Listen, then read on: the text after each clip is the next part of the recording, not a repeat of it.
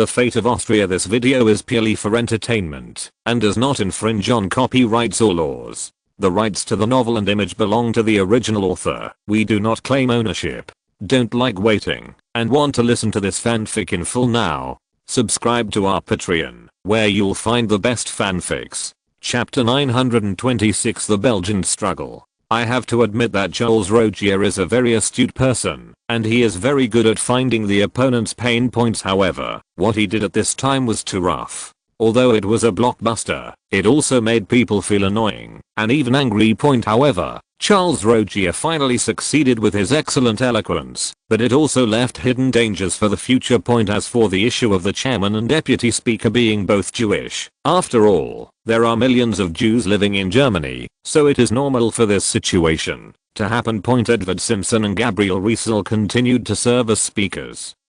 But some people also freed themselves from the fanatical national sentiment and began to re-examine the Frankfurt National Assembly. Others became radicals, eager to weed out those who were less than pure. Frankfurt National Assembly split again at this time. The reinforcement that were supposed to arrive in Brussels had not even set off yet.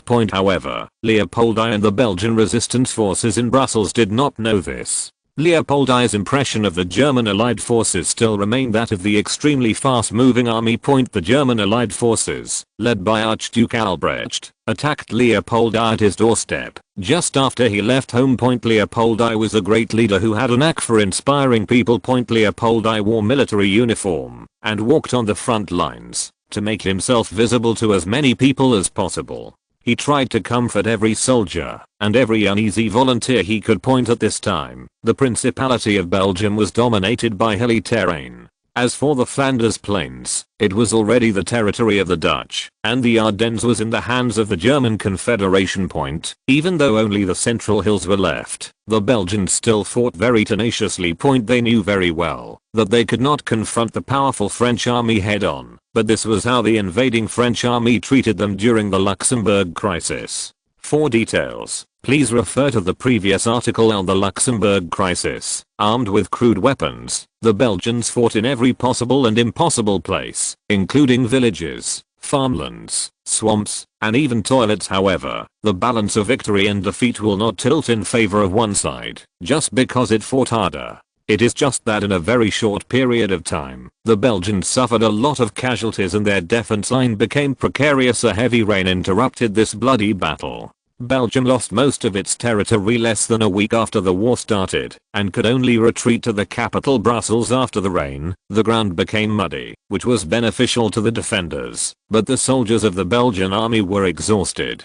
After being soaked by the rain, the corpses that had not been cleaned in time began to swell and exude a foul smell. Behind the low wall were the wails of wounded soldiers and the whimpers of new recruits. If Brussels wasn't behind them, and their home wasn't their home, these people would have fled long ago. Accompanied by Charles Rogier, Leopoldi came to the front line again. Walking in the mud was very uncomfortable, but he still tried to make his steps appear firm as much as possible. He needs to show his best side to the soldiers, so that they have the confidence to continue this disparity in strength. Leopoldi looked around, and there was deathly silence around him. The wounded and new soldiers also wanted to appear as strong as possible, because they knew that their king was not running away, but was fighting alongside them. King Leopoldi took a deep breath. He knew very well that wind and rain could not stop the French. The French were just licking their wounds, and they would soon attack again with greater speed. This is just the calm before the storm, and the next battle is the moment that truly determines fate. King Leopoldi looked at the soldiers' dirt-covered faces full of anticipation.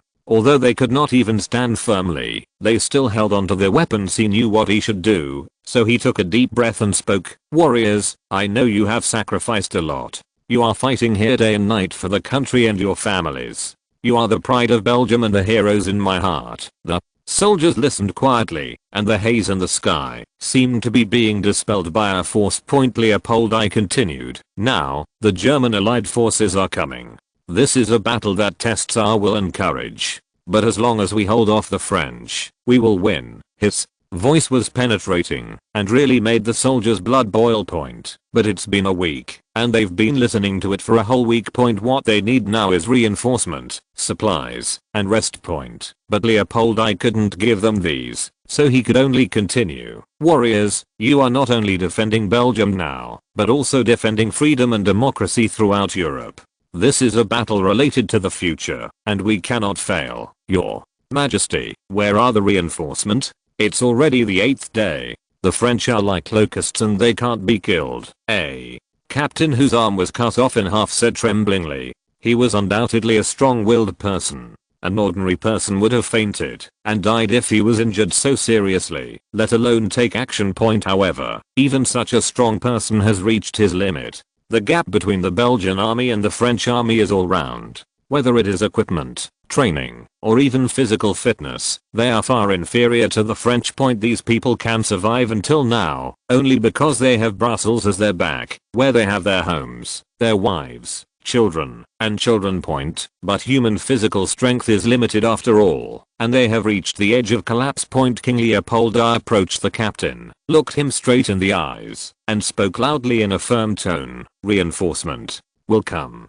I will wait for the arrival of reinforcement with you. At this time, several gunshots broke the dull atmosphere. The French were preparing artillery fire before the attack point. Since it was an unequal war, the French artillery could attack the Belgian positions with impunity. The French commander on the opposite side saw this weakness of the Belgians, so he kept moving the artillery units and wanted to shoot the cannons in the Belgians' faces. Mounting bayonets on cannons is a typical Napoleonic method of combat, but it is still simple and effective. Decades later, the assembly horn of the French camp kept ringing, and the French soldiers began to line up. The skirmishers come out. With the officer's order, the French skirmishers walked out of the queue. They would take the lead in conducting a tentative attack while harassing the defenders' defense lines. As the Marseillaise was played again, the French queue began to enter the battlefield neatly. On this day the Belgians recalled their fear of being dominated by the French. At this time, the members of the National Assembly in Frankfurt were still arguing non-stop.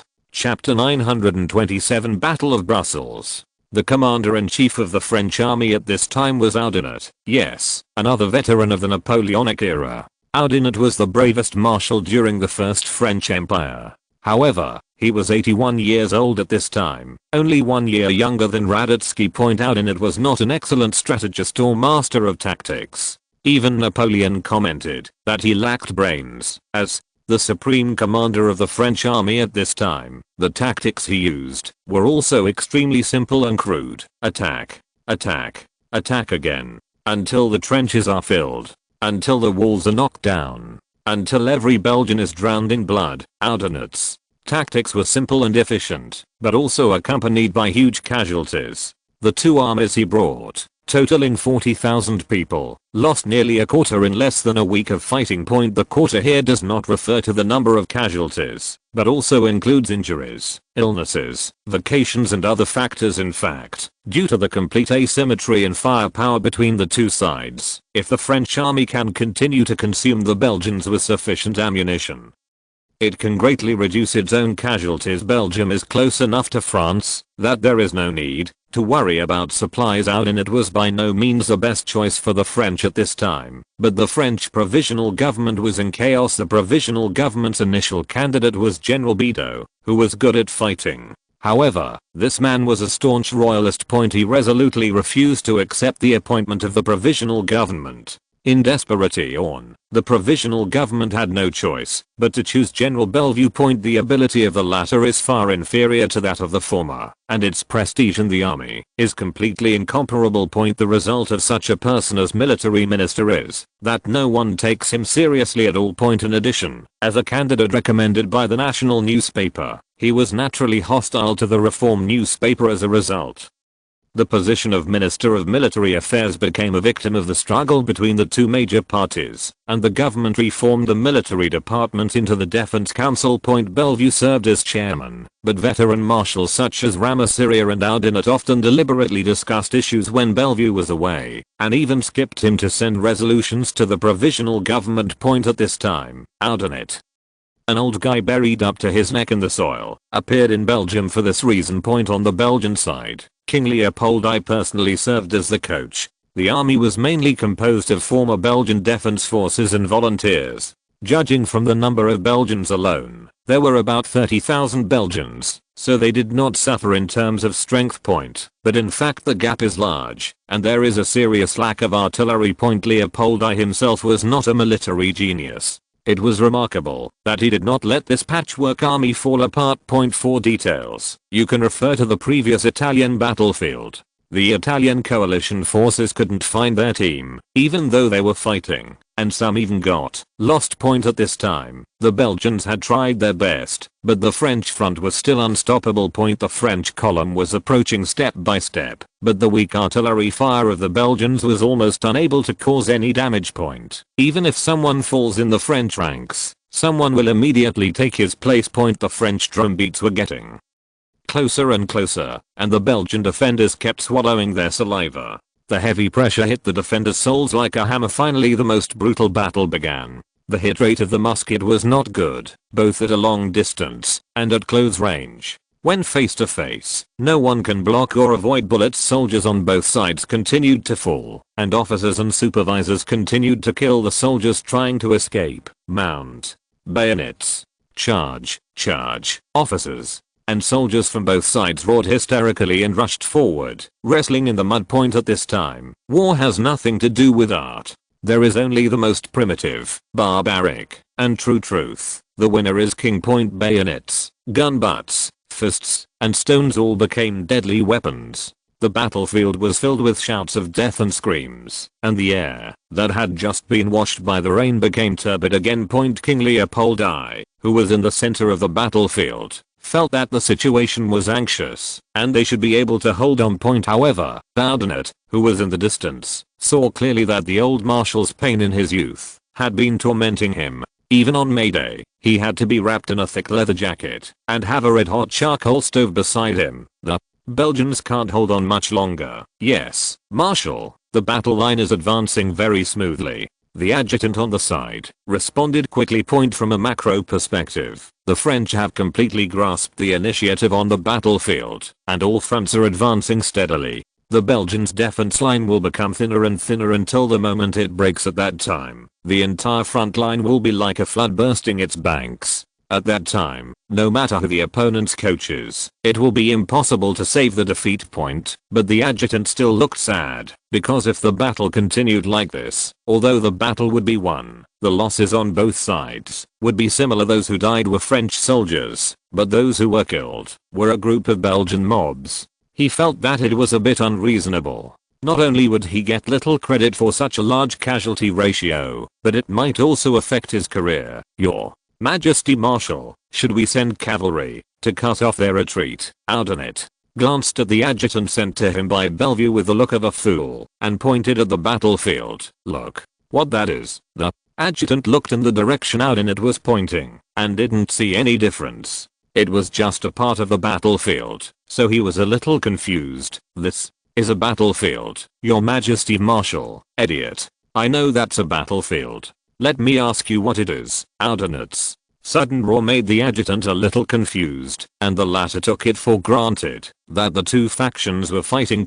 He belongs to the national camp, and Baudonnet has always been in close contact with people from the reform camp, so this is most likely a threat given to him by the other party. Don't be afraid, he thought, and then said, that's the battlefield. Baudonnet obviously didn't expect that the other party would be like this, and couldn't help but become even more angry. That's a muddy place. You idiot. You have no right to insult my character. The adjutant shouted tit for tat.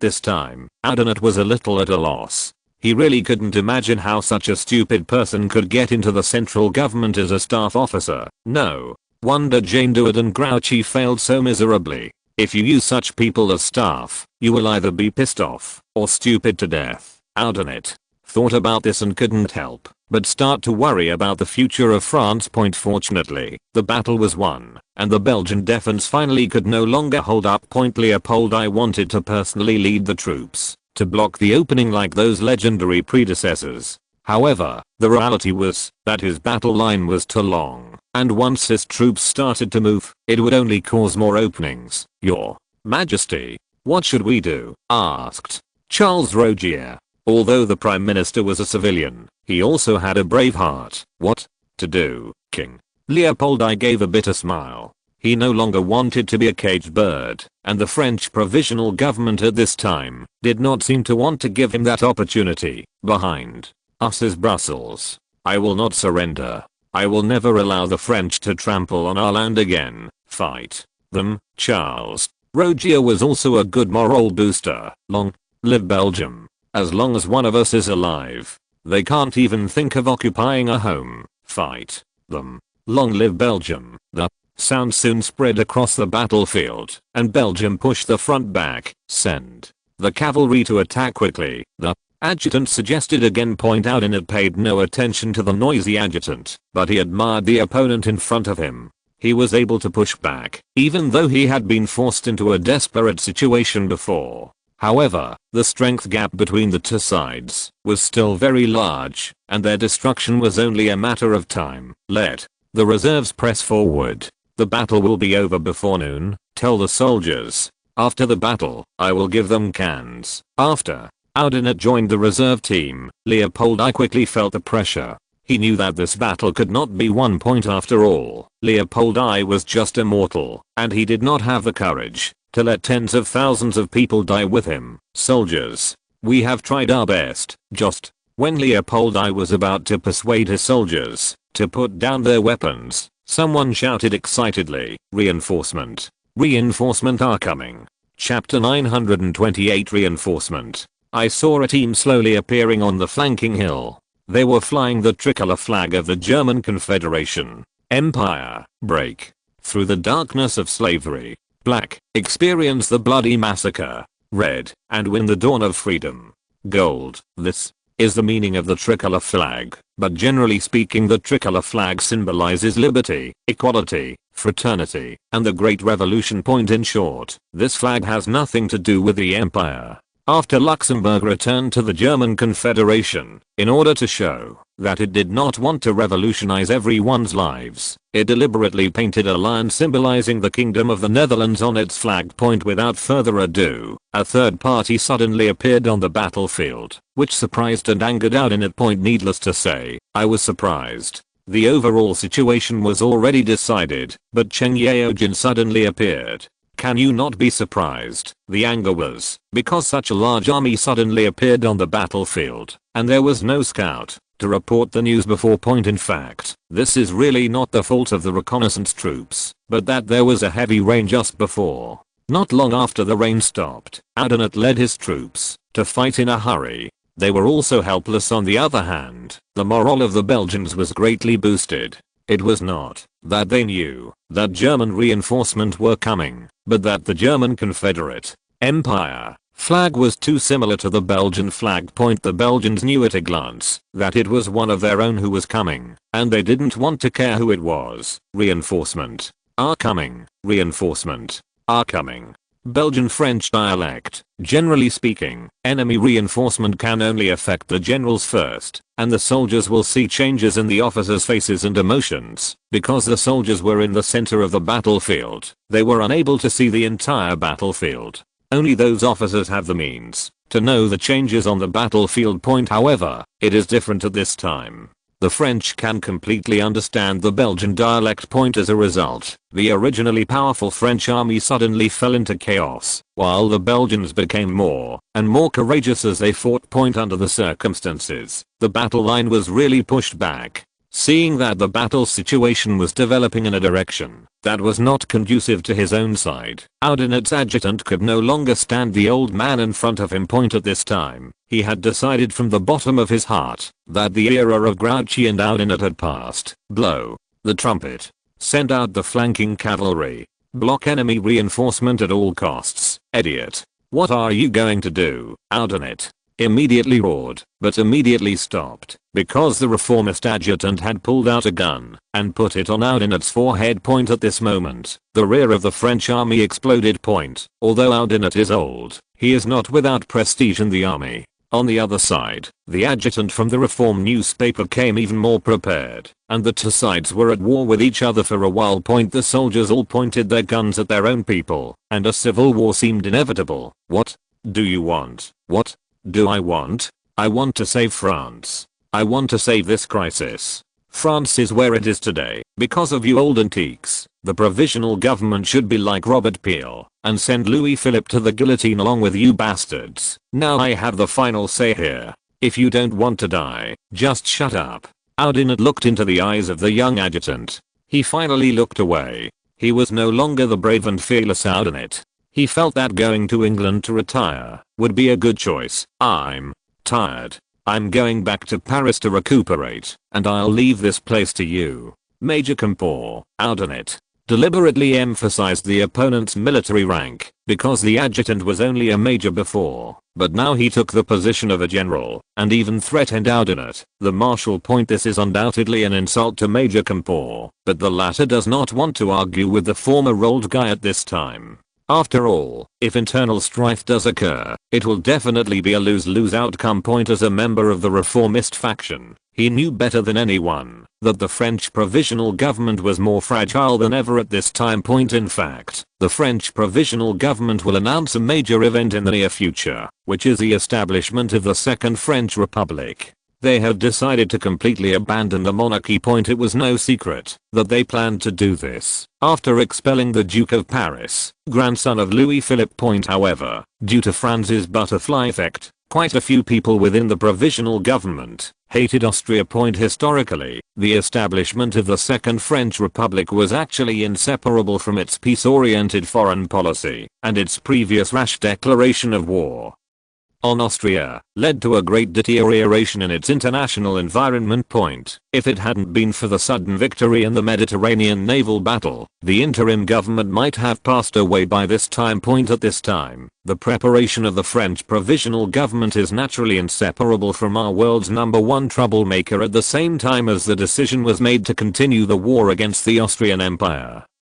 Viscount Stratford was sent to Paris. It was impossible for the British to send their own troops to fight a land war with Austria, and Nicholas I of Russia was still dreaming of the coexistence of Eastern and Western Rome. As for Prussia, it is difficult to protect itself at this time, and there are considerable differences with Britain on the Schleswig issue, so France is Britain's only choice at this time. I have to say that the British intelligence work was very good at this time, and they knew exactly what the French needed at this time. Viscount Stratford happened to be good at exchanging the maximum benefits at the minimum cost. Britain promised to support France and recognize the legitimacy of the Second French Republic. Just too bad Czechs captured the French. In fact, Franz was not unaware of this information. But as an empire, Austria went to recognize the Second French Republic, which was very inappropriate. The UK, which is alone overseas and is a constitutional monarchy, is completely unfettered by this. The French will give them as many blank checks as they want.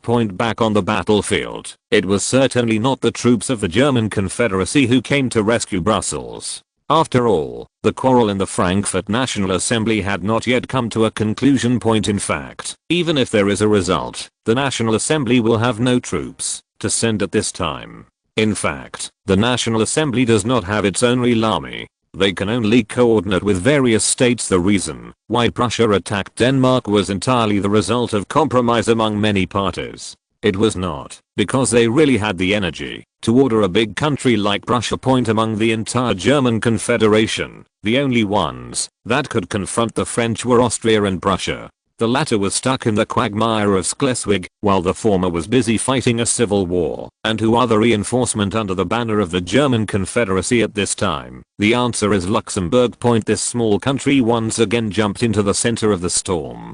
Due to historical reasons, Luxembourgers at this time were extremely fanatical about nationalism.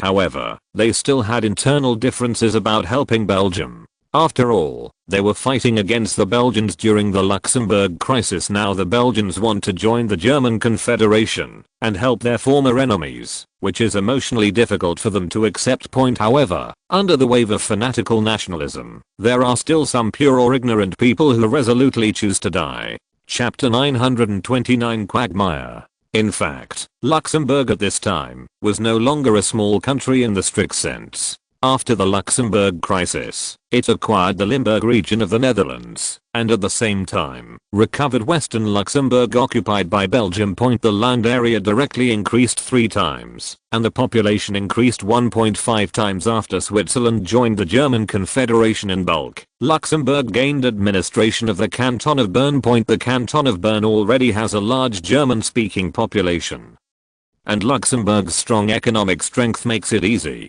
to secure this enclave. Due to the emergence of France, the economy of Switzerland was far inferior to that of the same period in history. Austria joined the German customs union, and at the same time, established the Apennine customs union. In addition, the French did not want others to take away their market. So this second-rate Swiss businessman lost his job. Compared with the external environment, its own backward industry and poor agriculture are the fundamental reasons. Even the watch manufacturing and tourism industries have lost their share to France. One of the main reasons why the civil war broke out in Switzerland was that no one could reveal the blame and someone needed to sacrifice. And no one is willing to be the victim. Luxembourg is completely different. In this industrial era, Luxembourg is a natural industrial area. Coal and iron resources are abundant and easy to mine, and it is backed by the supermarket of the German Zollverein Union. Coupled with a relatively clean and efficient government and a large number of high quality talents, it will be difficult for them not to take off. The area of Luxembourg has increased 4.8 times in recent years, and the total population has approached 800,000. 210,000 during the same period in history. This was an unimaginable number for Luxembourg, but for a great power like France, its danger level has only arisen from a fly to a mosquito level. Among the 12,000 people who came to reinforce Belgium at this time, there were 7,000 Luxembourg soldiers and 5,000 volunteers from other countries. This number may not be shocking, but in fact it is almost half of the country's military strength. Moreover, this is a lone army, and there will not be the army of a big country behind it like the previous times. The worst case scenario is that, if the Belgians cannot hold on, they will face the powerful French army alone. In addition, due to their geographical location, even if they win, they will become the priority target of revenge by the French. So this is not only a lonely army, but also a mourning army. But one advantage of this kind of army is that it is not afraid of death. The Luxembourgers who had just crossed the top of the mountain were not shocked by the tragic scene in front of them. Instead, they rushed towards the French rear line like a pack of wolves that smelled the smell of blood. The French cavalry also attacked very quickly and directly towards the new army that suddenly appeared on the edge of the battlefield. The two waves seemed to be colliding head-on. This is unusual though, as infantry and cavalry generally don't clash. First of all, cavalry in this era would not choose to fight with cavalry, and it was unheard of for infantry to attack cavalry.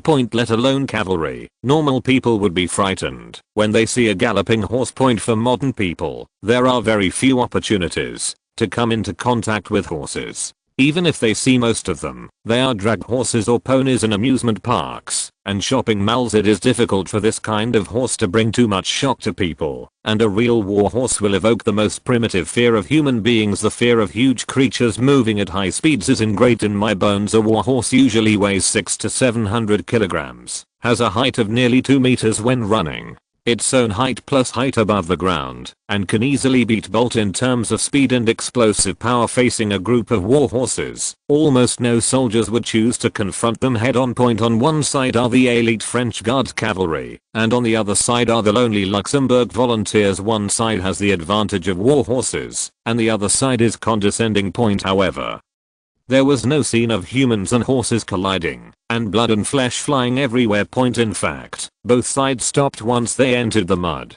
Because both sides charged too hard, some people were turned upside down, and some were even trampled to death by their own people. Before the battle started, one of our own people fell first. Both sides were stuck in the mud, and looked at each other. The scene was very embarrassing for a time.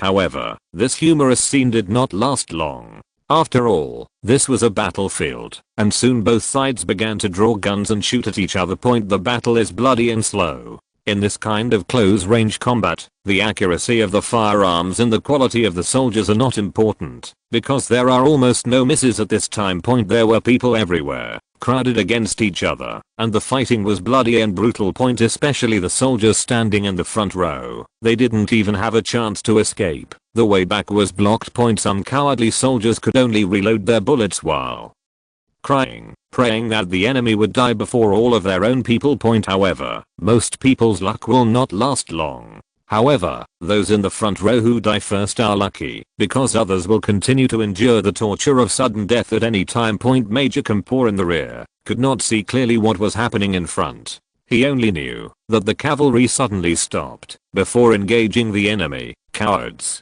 Damn cowards. They don't deserve to be French at all. Then, Major Campore grabbed one of his officers by the collar. Damn it. You take the supervising team up now. You must not let them go back. Do you understand? The officer nodded quickly. Campore let go of his hand, and the officer quickly ran away holding his hat, as if he had been granted amnesty point. In fact, such a battle was unfavorable to the French army, because using cavalry and infantry to shoot at each other was overqualified point. Moreover, the French cavalry did not have an advantage in numbers, and their weapons were not conducive to such close-range shooting point. At the same time, no matter how much training war horses undergo, they are still animals. As animals, they cannot overcome their instinct to fear death point. At first, the cavalrymen still hid behind the horses and shot, but the horses would be injured and die after being shot point. Soon the war horses could no longer bear the fear and began to run away. The power of the war horses rushing through the crowd was greater than the enemy's bullets, and this fear is contagious. As the battle becomes more intense, more and more people fall to the ground, and more mad war horses appear. The losses of this elite French army were much greater than those of the Luxembourgers and the German Confederate volunteers, and the actual losses were even more shocking than the apparent exchange ratio point, because the French lost their elite cavalry. Most of the Luxembourg army and the volunteers of the German Confederacy were civilians who temporarily enlisted point. The commander of this French cavalry is not timid, but he really doesn't want his elite to be buried here point. To be honest, the French cavalry fought very hard. They dismounted and fired at the infantry, still in this dense formation point. If it weren't for the elite French army, it would have collapsed long ago, but even the elite French army could not accept such battle losses. Retreat. The French cavalry commander had no choice but to issue a retreat order. If he continued to fight like this, his cavalry would be exhausted point. Instead of having his morale collapse and become a deserter, it would be better for him to withdraw his troops and regroup point. The cavalry in front just breathed a sigh of relief, and while they were still thinking about how to escape alive, a voice sounded. No. Withdrawal allowed. If you're listening to this novel on a channel other than Fanfic World, it means they downloaded and uploaded it without effort. We cordially invite you to visit our channel, Mundo Fanfic Novelos. There you'll find the original version of this story, and you can explore many other novels of various genres.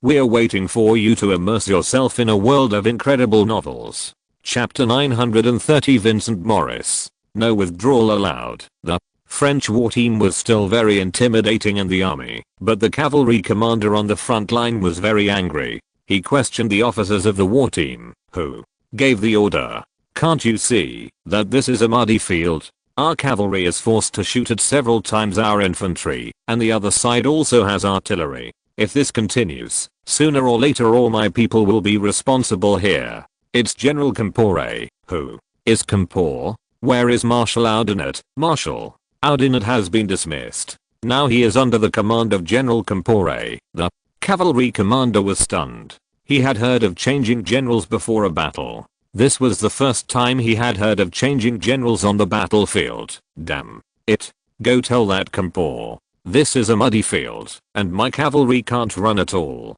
If we continue fighting like this, our entire army will be annihilated. Ah. You saying you don't have the ability to defend this place? I mean, if he keeps fighting like this, he will bury France's most elite cavalry troops in this muddy pond. I will truthfully report your disrespect to General Campore after the war. Now please go back and stand your ground. The great French army does not need cowards. Hearing the word coward, the cavalry commander was instantly furious. He was a genuine general, but the officer in front of him was just a lieutenant colonel and he dared to talk to him like that. Boy, who are you calling a coward? When I went into battle to kill the enemy, you were still playing in the mud. However, the young officer supervising the battle team did not give the general face. He just said indifferently, whoever leaves his post without permission is a coward, a wall. The cavalry commander repeated this sentence viciously, but obedience is the bounden duty of soldiers, especially for cavalry officers who have received aristocratic education since childhood. This concept is even more deeply rooted in their bones. Okay, then you are responsible for this war. The young officers supervising the battle team just responded with silence. They had all received special training and would not be threatened by this kind of thing, nor would they take any responsibility on their own initiative. The cavalry commander looked at the other party's expression. He just felt that it was not worth it for his subordinates. He would fight with his life, but he would not get any promises from the other party. He suddenly felt sad in his heart, but he still gave the order that he would regret for the rest of his life regardless of victory or defeat. No, retreat. However, at this time, the officer of the supervising team spoke again. Your Excellency, your communication is incorrect. General Kempo's order is to disperse this enemy force. You should attack with all your strength. The cavalry commander was almost speechless with anger. If you can't explain clearly, I can do it for you. The supervising team officer cleared his throat. The entire army attacks. Those who retreat will be punished on the spot. Hundreds of members of the supervising team shouted in unison. The whole army attacks. Those who retreat will be punished on the spot. The sound was so loud that even soldiers in a normal life and death struggle could hear it. These supervising team members are all carefully selected tough men with a minimum height of 1.80 meters. At the same time, they have the best weapons in the army, the best supplies, and the highest wages. Naturally, they were devoted to the government and the direct officers, but other troops in the French army had very strong opinions on this group of devils. However, those soldiers also knew how dark the hands and hearts of this group of supervisors were. The death penalty for being targeted by this group of people was light, and most of the people targeted by them would be worse off than dead. The military police are more terrifying than the military police in those cities. The latter also respect the law, while the former can directly torture you to extract a confession, as long as they think you may be a deserter, no matter what kind of tough guy he is. When he enters the special cell set up by the supervising team, he will beg like a pitiful man to be let go. Although this French elite cavalry had great resentment at this time, and knew that they had little chance of winning if they continued to attack, they could only bite the bullet due to the presence of the war supervisory team. In grief, anger and despair, some French cavalry wanted to rush over and fight the German allied forces in front. But the muddy ground in the middle made those brave and fearless warriors die in a ridiculous way on the way to charge. Relatively speaking, the German allied forces were not as panicked as when the war first started. General Vincent Maurice was the commander of the German allied forces at this time. Vincent Maurice was not a Luxembourger, but a Bavarian Guards officer after the Revolution of 1848. The young officer took the initiative to join this torrent. Although Vincent Maurice was young, he was not incompetent. He went to Vienna and Berlin to study, and both graduated with excellent results. He was retained by the two governments. However, Vincent Maurice rejected the high-ranking officials in both countries and decided to return to Bavaria to carry out military reforms. However, when this great reformer returned to Bavaria, he discovered that he had no way to rise at all, let alone reform. If he wanted to join the army, he had to give gifts to others first, otherwise he would have to start from the bottom. Vincent Maurice thought about his past experiences, and he didn't find it difficult to start from scratch. When he first arrived in Vienna and Berlin, his classmates looked down on him and even laughed at him, and none of his tutors thought highly of him. The Austrians would always laugh at his mountain accent and call him a northern barbarian, while the Prussians liked to call him a southern barbarian. Especially when his hometown of Bavaria is mentioned, the students' disdain will be even stronger. That backwater country that can only farm. A country where men are all coolies and women are some kind of birds, but those are only temporary. He is better than anyone else, and he will prove himself. In the end, both the arrogant Viennese and the arrogant Prussians will bow to him. Those teachers will praise him lavishly, those classmates will look at him with envy and jealousy, and even those officials from other countries who are superior will condescend to win over and retain him. However, it was only in the Bavarian army that Vincent Morris knew what reality was. The Bavarian army was poorly equipped and training was out of the question. If you want to get promoted and make a fortune, you won't join the army.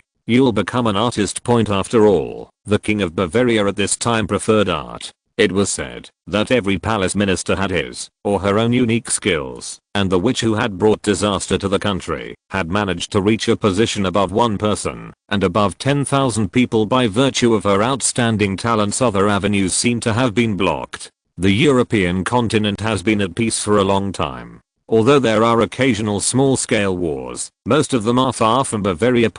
Even if Vincent Morris wanted to work hard, he had nowhere to go.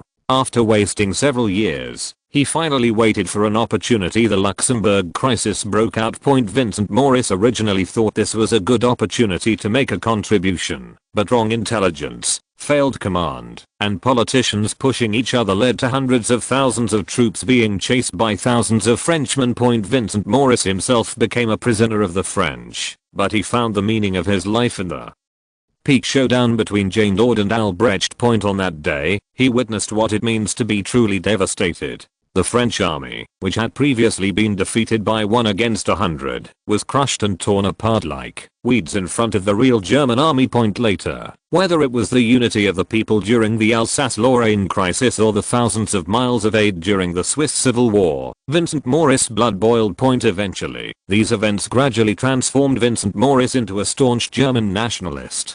Chapter 931 Reinforcement Scene again. Vincent Morris liked nationalism because he liked the sense of unity and positivity. When the revolution swept through Munich in 1848, Vincent Morris was the first to respond. Later he participated in the Frankfurt Parliament, where he became a representative of Bavaria. After the death of Heinrich von Gagern, the mood of the National Assembly changed, and they were timid about supporting Belgium. Vincent Morris joined the Luxembourgers with a group of real German nationalists. Since Luxembourg's army was only established a few years ago, previous battles were dominated by Austria and Prussia. They were just helping to deliver supplies or maintain order. In short, they do not have qualified officers. There are not many people in the entire coalition army who are proficient in using firearms, let alone those who have been on the battlefield. After some discussion, the few officers agreed that only Vincent Morris could lead this army. Some of these officers were higher in rank than Vincent Morris, but there was no doubt that Vincent Morris was far superior in talent. These officers knew the danger of this battle better than the soldiers. Most of them felt that they could not return alive, so something seemed unimportant. Of course, they also have a sense of luck, just in case they can really win. It's good to be a hero, but it's even better if you can be a living hero. Vincent Morris naturally did his best along the way to build this coalition into an elite force. However, due to fanatical nationalist sentiments and some excitement on the battlefield, his soldiers soon turned into a group of beasts that preyed on others. The chaos on the battlefield at this time was very beneficial to the coalition, because the chaos diluted fear and disrupted the enemy's deployment. Now it's a matter of competition as to which side has stronger nerves and which side can withstand more casualties. Vincent Morris actually admired the French cavalry in front of him. They had suffered nearly 20% casualties and were still fighting fiercely with infantry several times their own without artillery. Based on this alone, Vincent Morris dared to conclude that no army in the entire Kingdom of Bavaria could do this. Although their bravery and tenacity are worthy of praise, this style of play is really stupid. As the coalition artillery continued to be pushed up, round after round of shotgun shells poured on the French army. The French troops fell in pieces, and some people didn't even have time to scream. At this time, General Campour, who was sitting at the rear, was so angry that he jumped up and down. He didn't understand why the cavalry dismounted and the infantry fired at them. He just felt that all his men were stupid pigs. General Campour once again grabbed an officer next to him. "Listen, let them attack and attack. Don't stay there.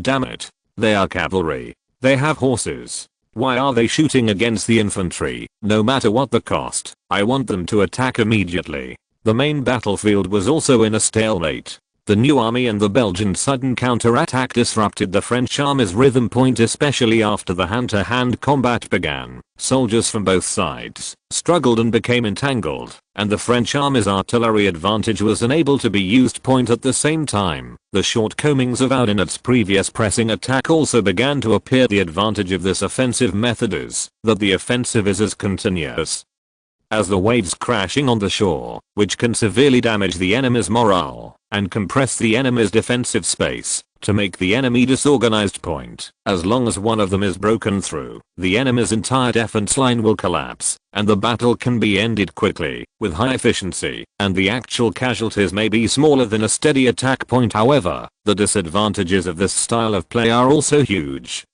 That is, it is often accompanied by huge casualties in the early stage. At the same time, if you cannot suppress your opponent, you will become passive point for the enemy. Just breaking a certain point can disrupt the French offensive point. At this time, Leopold I and Charles Rogier were looking for such an opportunity. The morale of the Belgian army had greatly increased due to the arrival of reinforcement. This was an opportunity they could take advantage of. The French and Belgians fighting on the frontal battlefield did not know the specific number of the coalition forces, so the braver the latter, the more fearful the former would be. Campore in the rear could see clearly that, although the enemy reinforcement were large in number, they were stuck to death by the French elite cavalry. As long as they take advantage of this opportunity to capture the Belgians' main position, the final victory will belong to the French. However, the French soldiers fighting on the frontline battlefield did not know this. They only knew that the enemy's reinforcement were coming, and that huge numbers were constantly climbing over the hills. It was this hesitation that gave the soldiers a slight hesitation. As the battle progressed, the French army began to tire, and the large increase in casualties continued to undermine morale. The several kilometer long battle line was already covered with corpses, and Leopold I's own guards had joined in this bloody fight. General Campore's blood pressure was already full. He originally hoped to end this battle with minimal casualties. However, the intrusion of the German allied forces disrupted his original plan. Now that the enemy has an advantage in strength, even if our side wins, the losses will be far greater than expected. Damn it. Where did they come from? Are all those intelligence agents pigs? The officers on the side were also helpless. There was indeed no news of enemy reinforcement coming from the rear. Damn it. Where did those Germans come from? Do they want to declare war on our great France only? Then did Campore remember that, although the French provisional government had repeatedly threatened Austria with war, it seemed that it had not yet declared war with the German Confederation in front of him. Now that the two sides are fighting on Belgian soil, it is difficult to say clearly which side started the war, but he didn't have much time to think, because another army appeared on the other side of the battlefield. Again, Campore picked up the telescope, and the black, red and gold tricolor flag came into view again. At this moment, he felt desperate, and his career seemed to be over. The reserve team in his hands was less than 2,000 people, and the size of the new army was at least 10,000 people. Quick, hold on.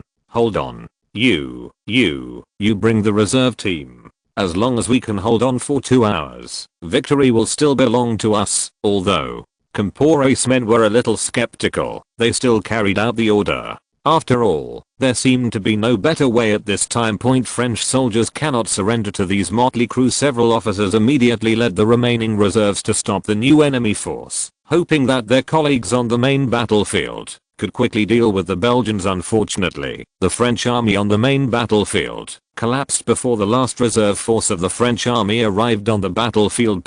Because for those French troops on the frontal battlefield, they were no longer surrounded from two sides, but attacked from three sides. Infantry does not have the discipline of cavalry. Chapter 930 to Capon vs Frog. Another reinforcement is coming. The Belgian soldiers shouted excitedly, and the French soldiers on the opposite side were stunned. Again. Hey, you're surrounded. French guys. The Belgian soldiers, who were still very depressed in the morning, were gradually becoming arrogant at this time. Damn. The Belgian Capon. The warriors of France will not surrender. Frog, don't back away. Frog, Belgians. and French people actually dislike each other, with the latter finding the former's accent to be weird, like a castrated rooster. Likewise, the former feels that the latter eats everything and is as disgusting as a frog. There is a classic joke in Belgium that France is too perfect, so God created the French. The Belgian army's messengers kept running behind the team shouting, "Reinforcement are coming. Reinforcement are coming again." While this boosted the morale of the Belgian army, it also undermined the morale of the French army. Generally speaking, in wars between countries, it is difficult to directly affect the enemy's language. But the Belgians in Wallonia are deeply influenced by French culture, and almost all of them speak French. As soon as King Leopold I learned of the arrival of reinforcement, he sent all the people around him to the battlefield to spread the news of the arrival of reinforcement. He himself may not have imagined how much of a blow this would have to the morale of the French army. Originally, Oudinot's tactics caused huge casualties to the French army. Just imagine, the soldiers on the front line were exhausted after fighting all morning and were informed that reinforcement from the other side had arrived. He wanted to retreat, but his own team of supervisors also arrived. The soldiers could only bite the bullet and fight the Belgians. However, it was another bloody battle, and our own casualties were increasing. At this time, the enemy's reinforcement arrived again. Before the war started, the French soldiers heard that Marshal Oudinot was going to distribute canned food to everyone after the battle was won, so many of them didn't eat much, or even nothing for breakfast. Just imagine how it feels to fight on the muddy ground after the rain all morning, hungry in the belly, and the enemies are beating more and more. Finally, as the first French soldiers' confidence collapsed and began to retreat, the entire French front began to collapse. The disadvantages of pressing offense have been mentioned countless times before, and now they are finally revealed. However, I have to say that the French supervising team is still very professional. Even in the face of a torrent of defeated troops, they resolutely raised their guns and prepared to drive the defeated troops back. Go back. Go back.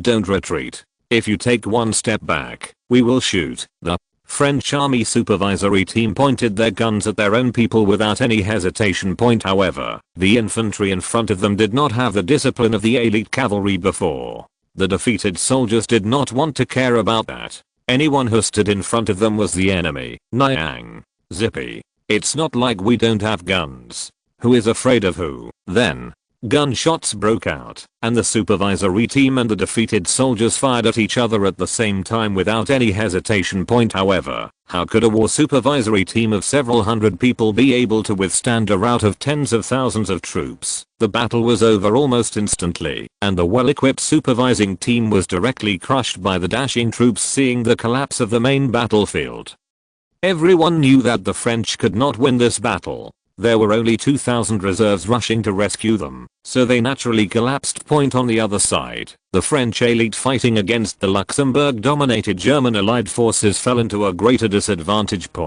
And no matter how elite they are, people are still people, and a complete collapse on the battlefield cannot be saved by this lone army. In the end, the elite French army collapsed, and the cavalry commander died in the hands of his most trusted subordinates. General, I'm sorry, we don't want to die. Boom. The cavalry commander fell from his horse, and countless soldiers and horses trampled over his body.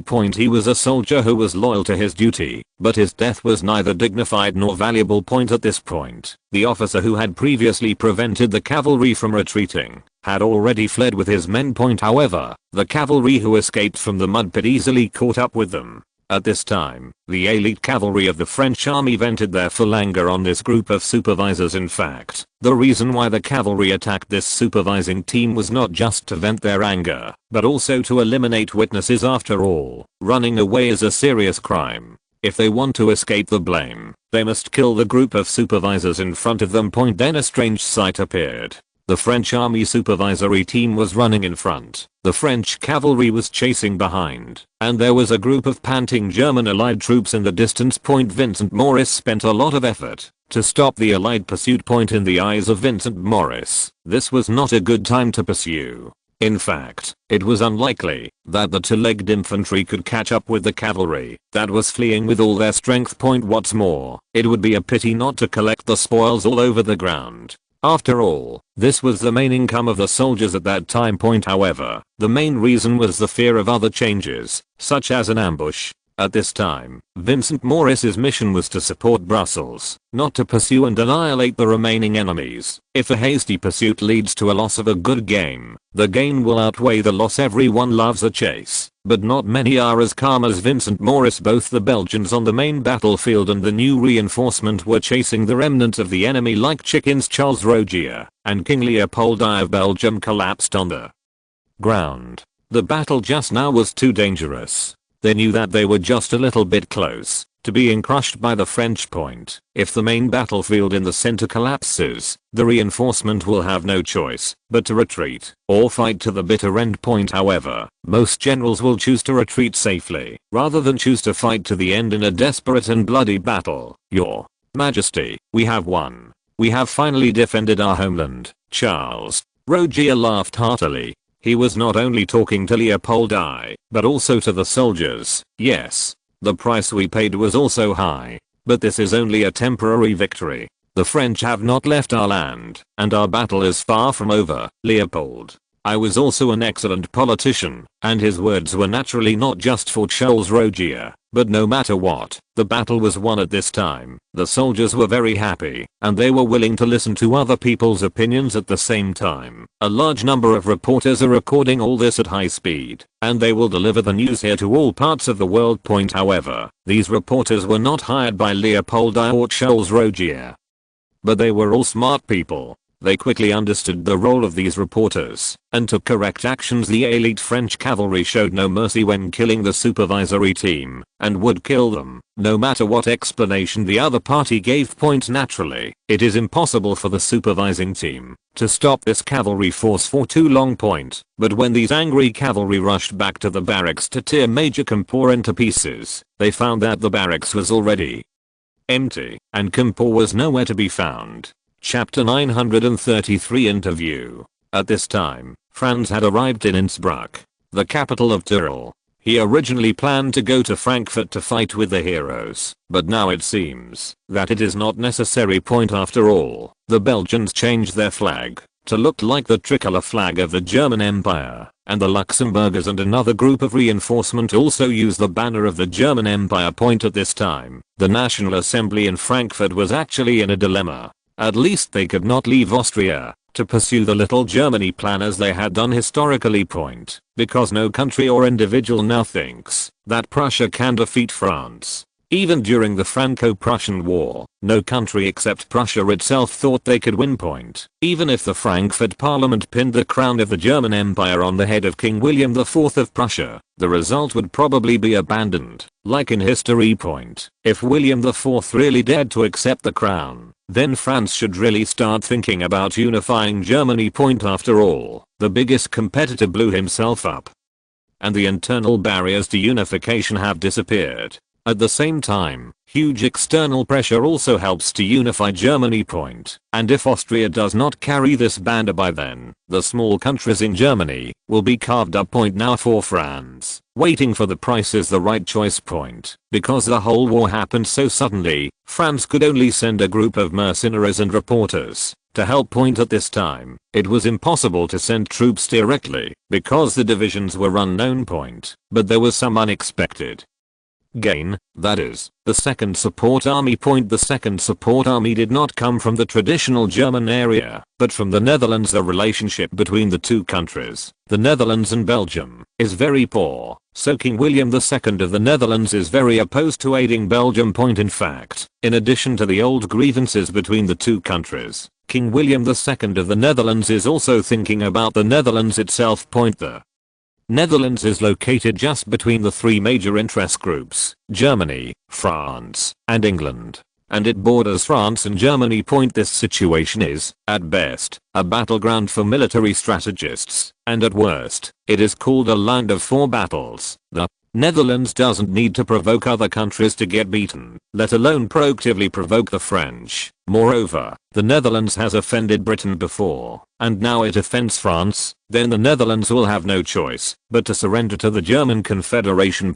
Although after joining the German Confederation, the Kingdom of the Netherlands experienced rapid economic growth, social stability, and even its territory was restored. But King William II of the Netherlands had his own plans, and he didn't want to hang himself from a tree. If possible, he still hopes to be able to have both sides, so as to maximize benefits. In fact, Britain and France have never given up fighting for the Netherlands. After all, no one wants war if the issues can be resolved at the negotiation table. And this is the lowest cost method. Whether it is to subvert the Netherlands and support its own forces, or to use war methods, the cost will be a lot of money. France did not want to give William II the opportunity to continue to waver. Those reporters would spread the news of the Dutch aiding Belgium as much as possible. Regardless of whether it was in the UK, France or the Netherlands. This incident made headlines almost at the same time. King Willem II of the Netherlands angrily tore the newspaper into pieces and threw it to the ground.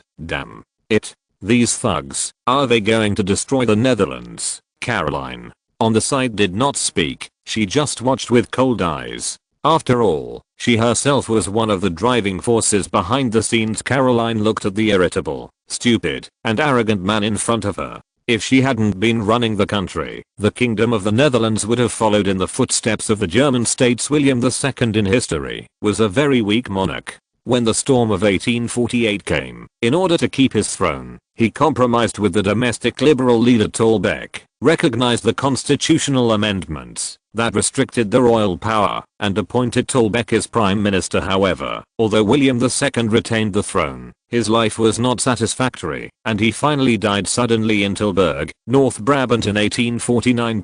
Although William II had some achievements in this generation, it was still not enough to maintain his status. If Caroline had not been helping to operate, I'm afraid that William II would have made the same mistake again at this time. It is worth mentioning that the historical liberal leader Tolbeck became a radical German nationalist leader at this time. In fact, Tolbeck himself had German national tendencies, and his books and official documents were all in German. But unfortunately, the nationalists of the Netherlands and the German Confederation were really defeated in history. The organizational structure was too loose and very exclusive.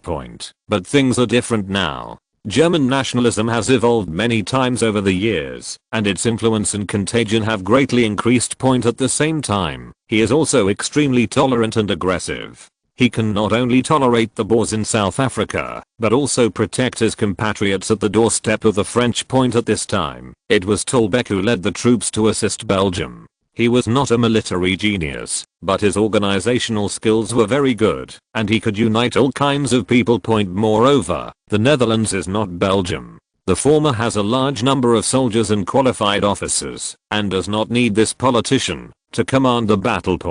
But facing the war reporters sent by France, it was time for Tolbeck's performance. Unlike those ordinary soldiers and officers, they may be good at fighting, but they seem a bit embarrassed to be interviewed. What do you think? I want to eat. I am very tired. I need a doctor. Sir, can you let me go? You stepped on my trophy. These soldiers talked all the time, but there was absolutely nothing the reporters wanted to hear. As for the officers, if it is the Austrian army, it will be fine. After all, there are many nobles, and they will have no problem speaking in front of others. However, these German allied forces cannot do it. They can brag in front of their own people, but they can't really explain what they are talking about. The reporters were also very depressed. They had already discussed in private that, if there was no more value, they would use the stories written on the road. Fortunately, Tolbeck arrived in time. In fact, as soon as the reporters arrived, those smart soldiers had already gone to find Tolbeck. Tolbeck seemed much more relaxed when being interviewed by reporters.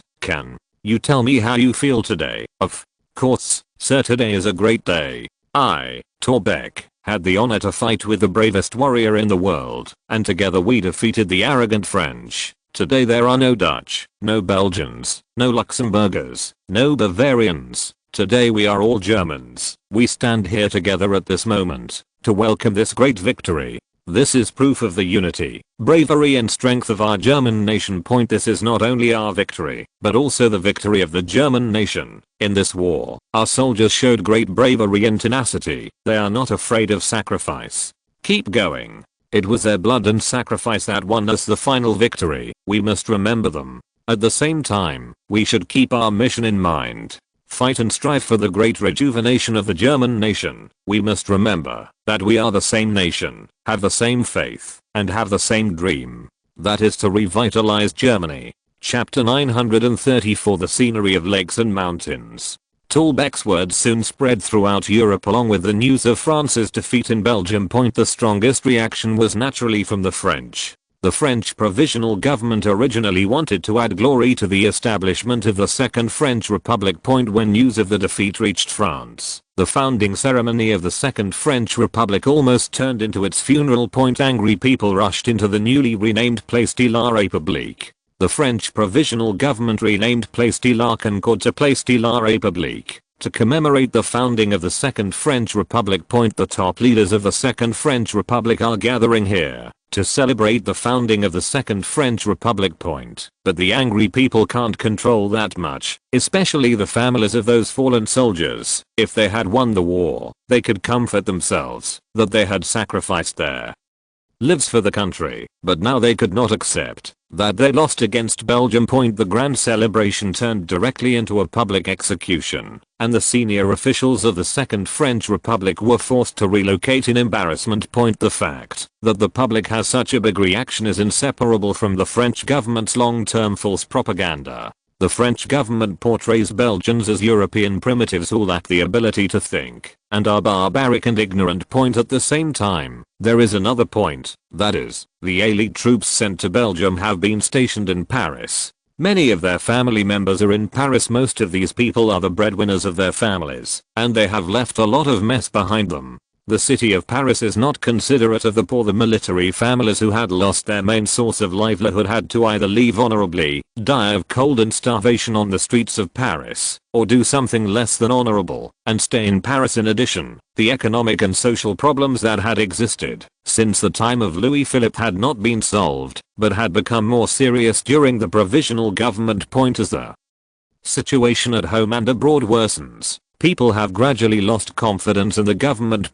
Parliament of the Second French Republic, damn it. If Audinet from your reformist newspaper hadn't acted without permission, things wouldn't be where they are today. As soon as the members of the nationalist faction came up, they attacked the reformist faction for their unauthorized actions. The latter did not dare to show weakness, and someone immediately stood up and said, "How did I hear that the battle was commanded by Major Campor? Your nationalist men actually seized power on the battlefield. Is there any reason not to lose this battle?" Nonsense. Can you believe what a deserter says? If you don't listen to the people who came back from the battlefield, why are you here making nonsense? It's not credible that those people are deserters. I'm a member of parliament elected by the people. The list of candidates was drawn up by your national newspaper. No matter how you choose, it's all your people. You reformists are not much better. I know very well the price of your votes. A kilogram of bread.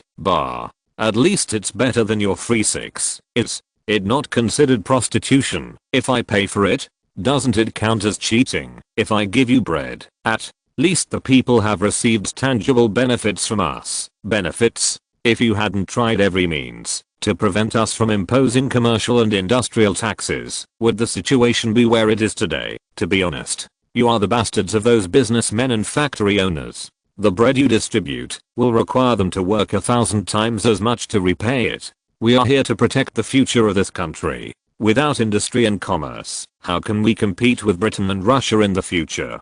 Don't forget how the British developed. You have no right to criticize us. If you hadn't insisted on inheriting the debts of the Orleans dynasty, we wouldn't even have money for military pay and pensions now. Is your allegiance to the Second French Republic? Or your Jewish master? At this time, both sides want to throw the pot to the other side. As for the solution, excuse me, no, perhaps history has its inevitable trajectory. Although Louis Eugene Cavaignac did not take credit for the recovery of Algeria, the task of stabilizing the situation in Paris fell on him point, because at this time, neither Bellevue, La Massilia, nor the members of the Napoleonic faction were willing to accept this mess, let alone bear the infamy point. As for Audinet, he had already boarded a passenger ship bound for the United States, while Campore was missing point. The Reform and National factions are still entangled over whether Audinet or Campore should take the blame point. If it weren't for the powerful enemy of the German Confederation and the anger of the people in the old district of Paris, they could have continued their quarrel for another month. Point. To be honest, when it comes to the fight between France and the German Confederation in Belgium, which side is the aggressor? Although the Principality of Belgium should be legally a protectorate of France,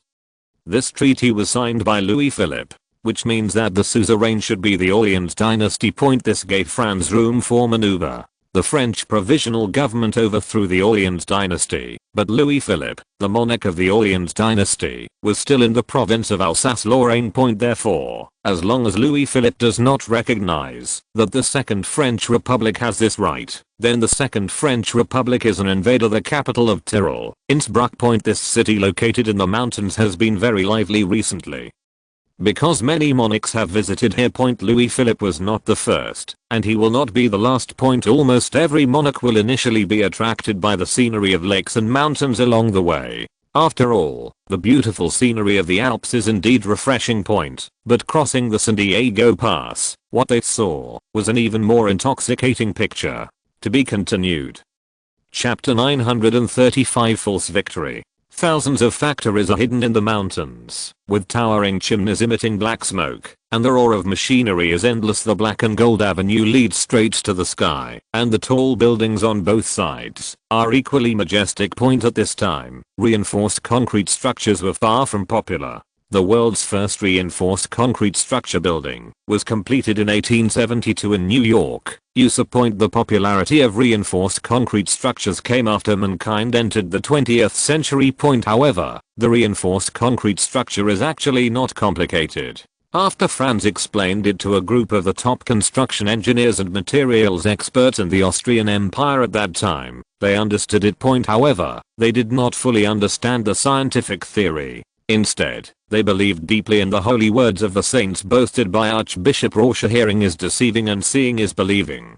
In desperation, Franz had no choice but to let the engineers and experts make a simple model by themselves. It was a scaled down version of St. Stephen's Cathedral, and then began to create a series of man-made disasters to test the sturdiness of the building. Point. These include, but are not limited to, slashing with knives, smashing with axes, shooting, shelling, flooding, fires, and falling meteorites. After much tossing, they finally came to the conclusion that the reinforced concrete structure has excellent impact resistance, explosion protection, fire resistance, and moldability, and the building structure is stable and has excellent pressure resistance. Point. But they failed to mention that the main advantage of modern reinforced concrete structures is that they are cheap. In fact, steel at this time was expensive and cement was cheap.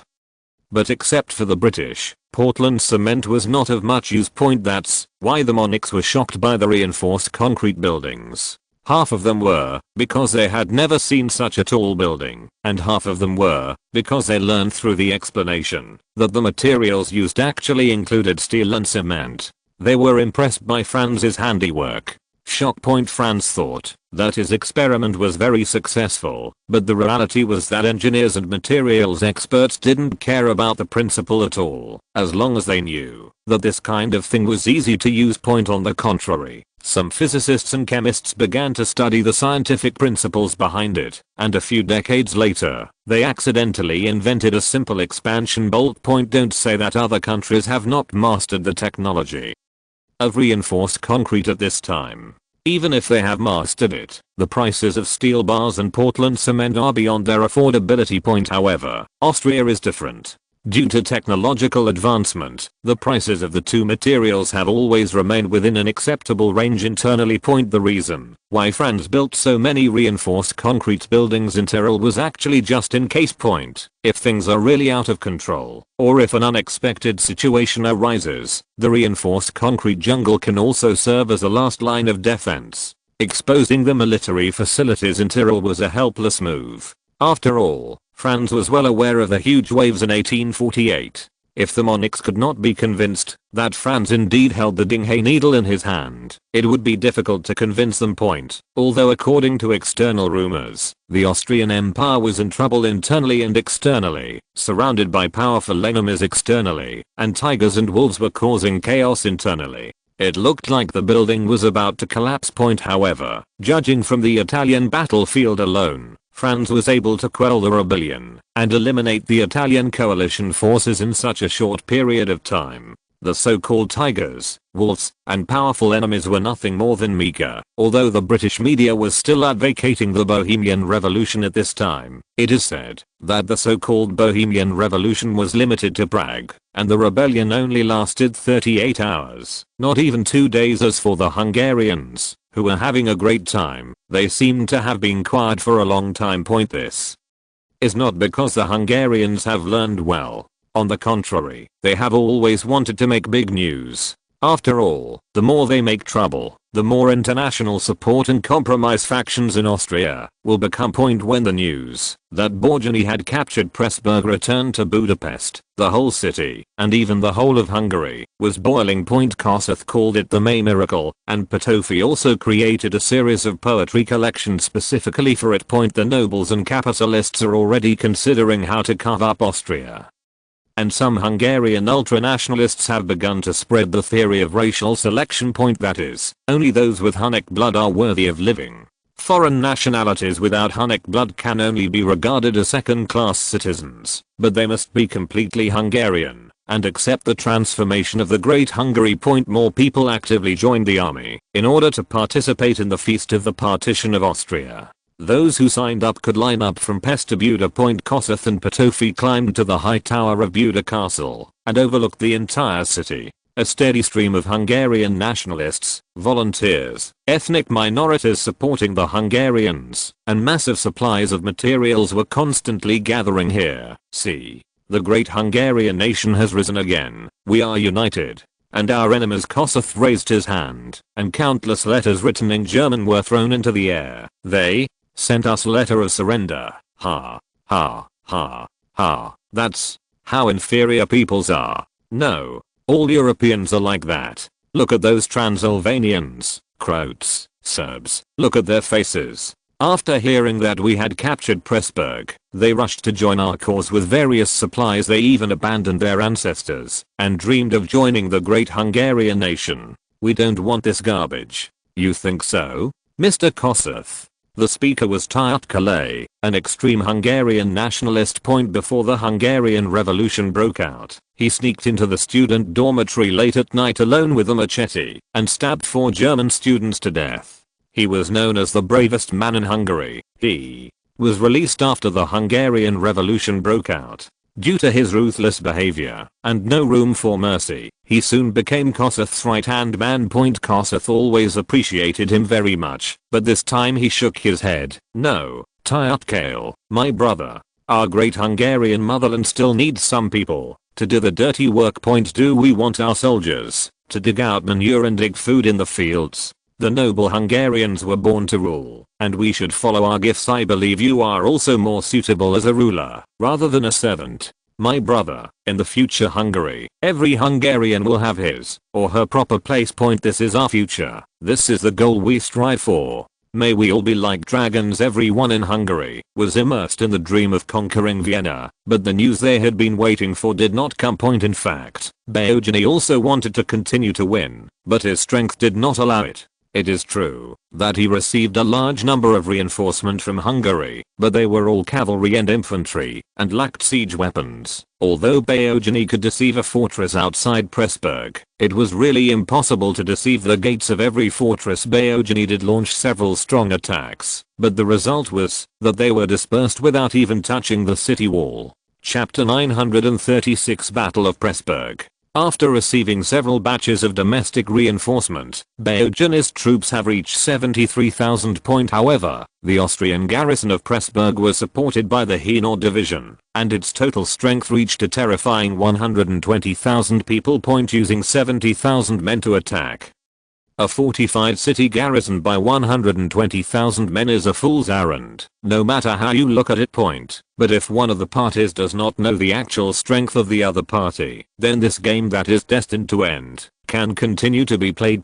Franz asked Hainaut to lead his troops to support Pressburg. On the one hand, it was to provide double insurance. After all, Baogeny had once been Pressburg's top commander. What if there are still internal agents that Franz has not found? Or perhaps during this period the Hungarians have corrupted the members of the 5 regiments temporarily assigned by Franz and the garrison troops that were later ordered to reinforce. The troops led by Hainaut came from Salzburg. They had almost no relationship with the Hungarians and there were no Hungarian officers in the army. At the same time, Hainaut's personal relationship with the Hungarian military was extremely poor, and both parties looked down upon each other. Hainaut is a Jewish mixed race, and this kind of officer who rose from the bottom naturally looks down on those guys who rest on the merits of their ancestors. On the other hand, this is also Franz's protection for Hainaut. After all, the latter has just wiped out a group of scourges that have been entrenched here for hundreds of years in Vienna. There is no guarantee that there are no loyal ministers and righteous people among these evil people. There are many heroes who died at the hands of ordinary people in history. From the death of Caesar in BC to the overlord sunset during the Three Kingdoms period, modern history will not give examples. Although killing the donkey could solve a lot of troubles for Franz, he didn't want to do something that had been repeated tens of millions of times. Baogeny outside the city of Pressburg was helpless. After many attacks to no avail, he knew that continuing to attack would not have any other results except increasing casualties. At this time, a bold idea suddenly appeared in Baogeny's mind. He wanted to bypass Pressburg and go straight to Vienna. After all, it is only a few dozen kilometers away from Vienna. If everything goes well, he can take Vienna within 3 days. But his reason told him not to do this, because no one had succeeded in hundreds of years. Of course, if he succeeds, there is no doubt that he will become a figure like Hannibal. However, Vienna is different from Rome, because after Pressburg there is still a garrison of 100,000 people waiting for him outside Vienna. And there is also an armed force of no less than 30,000 people in Vienna. Therefore, if he wants to replicate Hannibal's success, Baogeny feels that he has little chance. Baogeny and his men were well aware of how strong Pressburg's defenses were, but subsequent reinforcement did not. Mr.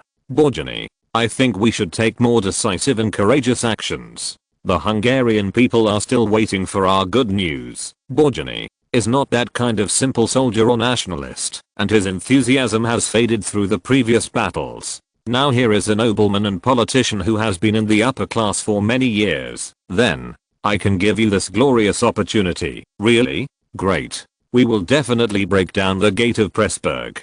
Dedicate this great victory to Mr. Kossuth and to Hungary. Baogeny patted the young officer on the shoulder, with a hint of helplessness in his eyes that was not easily noticeable. Hainaut on the other side of the city was also helpless. He really didn't know the intentions of Franz and the general staff. Vienna now has nearly 1/3 of the entire Austrian Empire's troops. Facing an attack of tens of thousands of people, there is no need to take a defensive position.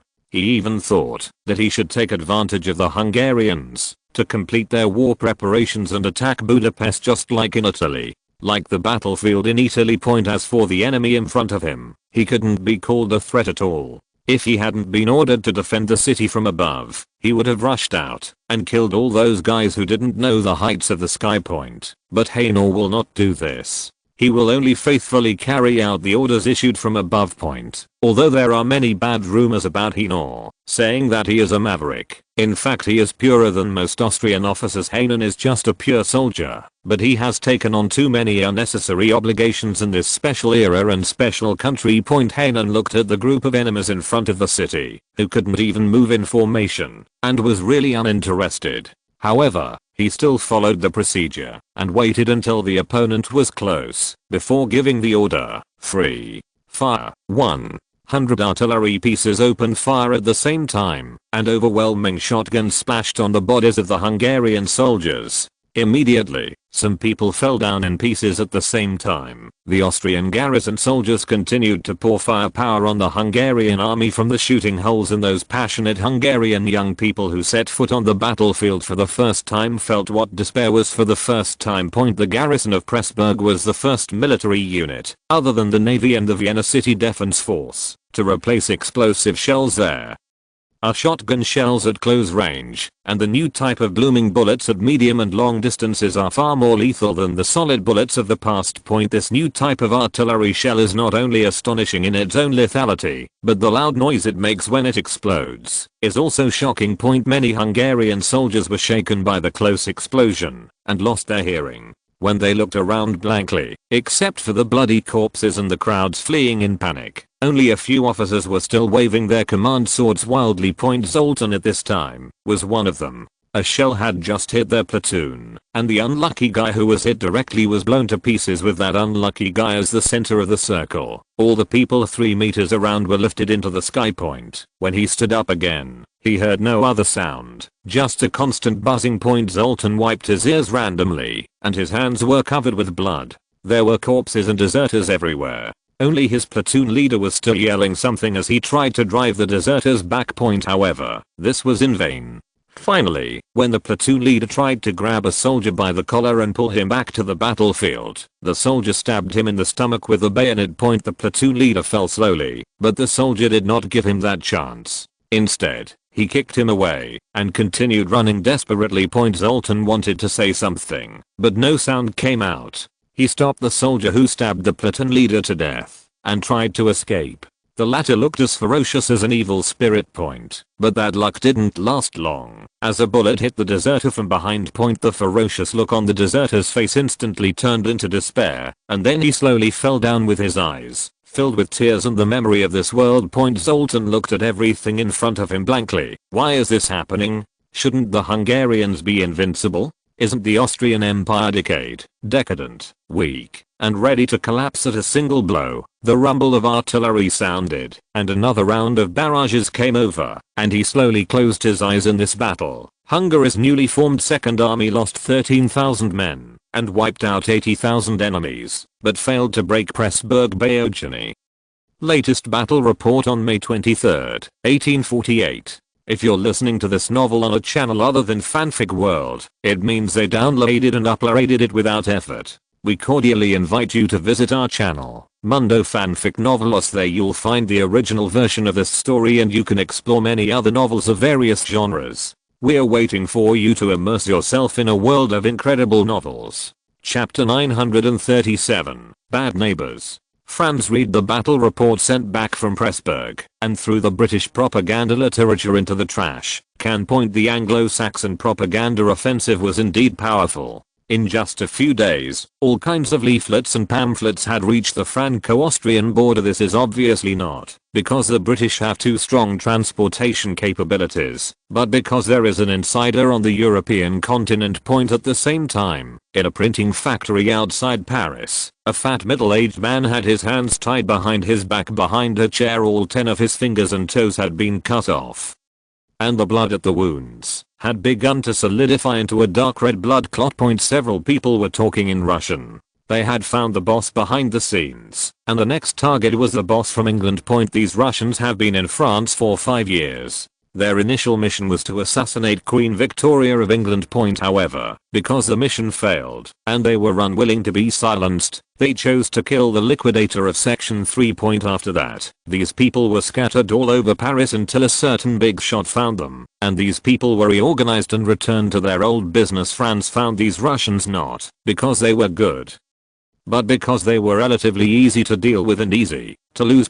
At the same time, because of Nicholas's behavior, people are more willing to believe that this was done by the Russians for the Russians. They may face a more difficult diplomatic environment, but for Austria, this will make the Russian-Austrian alliance more stable. After all, the Russian-Austrian alliance was the core and foundation of Austria's diplomacy at this time, and it was the reason why Franz dared to go to war with the great powers, precisely because of the existence of the Russian-Austrian alliance. No country dares to really expand the war without restrictions. Relatively speaking, Russia poses a much greater threat to the Western world than Austria.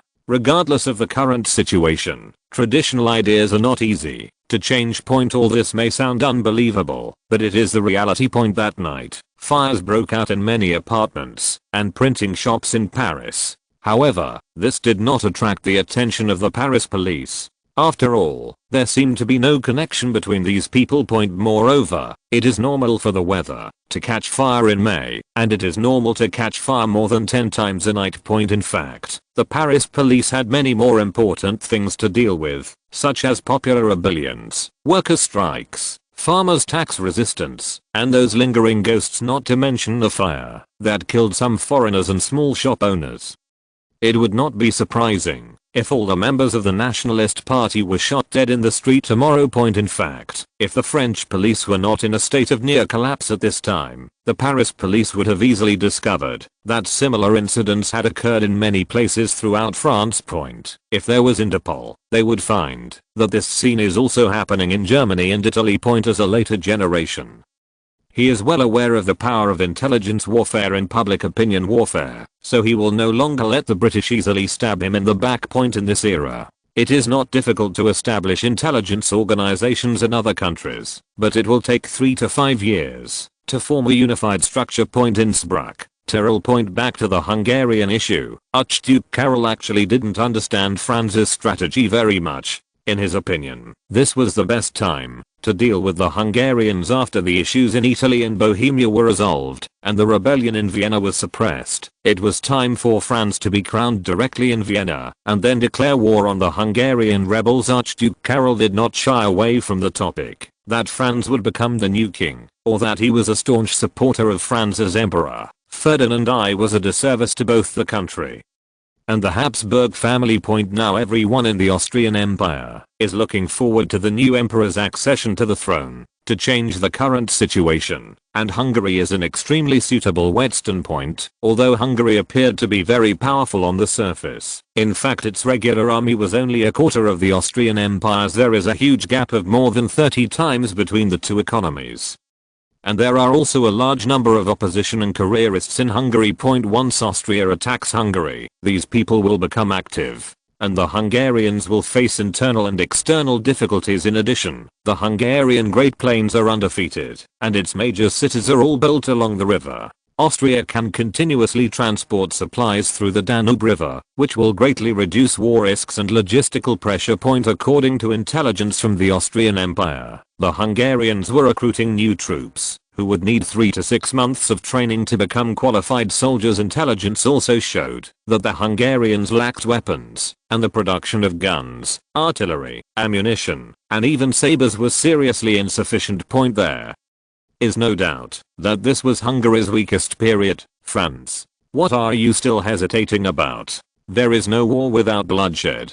As for the external environment, the French do not dare to declare war on the entire German Confederation, and the British have just signed an armistice agreement with us. Franz had no choice but to pick up a new copy of the Times. Archduke Karol was a little confused, but when he looked up, he immediately became furious. The British actually want to tear up the armistice agreement, or for peace and justice. Although the old man was very young, he was still shocked by the shamelessness of the British. Franz was actually quite surprised, not because of the shamelessness of the British, but because of the so-called spirit of contract. The foundation of the founding of Britain and the United States, which was always promoted by later generations, was integrity. The spirit of contract between Britain and the United States is so great that even debts owed to the enemy will be repaid during war. How come when it comes to France, the peace agreement is the same as toilet paper, but it makes sense when you think about it. After all, according to Palmerston, there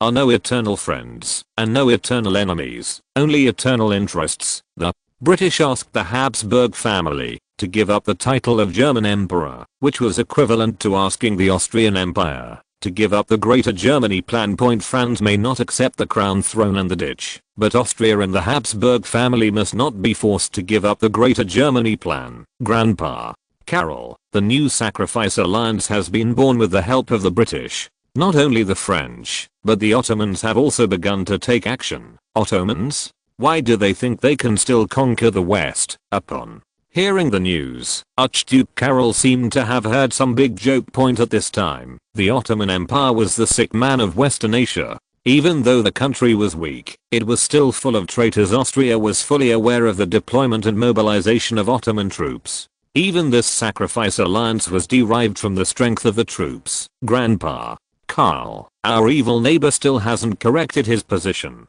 Chapter 938 Ideal and Reality. Istanbul, capital of the Ottoman Empire. The Ottoman Sultan Mejid once again confirmed to his Grand Vizier that Britain and France would send troops to Austria at the same time. The British have made a statement that they will temporarily suspend the peace agreement with the Austrians for the sake of peace in Europe and the world. The invincible British Empire fleet will return to the Mediterranean and join forces with the French to lay siege to Austria. The British government expressed its willingness to support us in recovering places such as Belgrade and Western Bosnia, and was very happy to see us complete the unfinished mission of our ancestors. The price offered by the British was very high, not only in Belgrade and Western Bosnia, but even all the way to Vienna. As long as the Ottomans could eat it, it was theirs. But Majid is not an idiot. He knows very well that he and his Ottoman Empire cannot eat this piece of pie. So he united the Serbian Obrenović family and the Hungarians, and each of the three parties got what they needed. The Ottomans would retake Belgrade, Serbia would take back Western Bosnia, and the Hungarians would receive the other legacies of St. Stephen's crown. The Obrenović family was very willing to cooperate, and even provided a military defense map of Belgrade that they had collected. The Obrenović family has been operating in Belgrade for many years, and Belgrade itself is also a traditional settlement of Serbian people, so this information is quite credible. But relatively speaking, the Hungarian people's performance was much colder. The Hungarian government did not give Majid a clear answer. This is not because Kossov felt that the Ottoman Empire was a dispensable ally. On the contrary, Hungary was in urgent need of allies at this time. Pressburg's great victory deceived the ignorant people in the country. No politician or soldier would believe such nonsense as 80,000 enemies were wiped out before the enemy's wall was breached. Borjani now holds nearly half of Hungary's troops, but he cannot even attack a small Pressburg. Kossuth wanted to change his general, but at this time, Borjani was the hero of Hungary, and it was he who personally promoted this hero to the altar. If you can't change generals, you can only continue to increase troops or increase allies. First of all, increasing troops is not reliable. The first is that there are no more troops to send. Hungary has a lot of troops on paper, but due to the long-term phenomenon of a large number of empty pay, there are no troops to send during the war. As for these recruits, who have signed up enthusiastically, their combat effectiveness is extremely limited before they complete the most basic training. The tens of thousands of casualties suffered during the attack on Pressburg are the best proof. Generally speaking, a unit may collapse if it loses more than 20% to 30%. The casualty ratio of the new troops sent before was actually as high as 40%. This was not because they were brave, but because they had exceeded the critical value before they could react. Annihilate 80,000 enemies? Being able to annihilate 10,000 Kossuths would be a high price.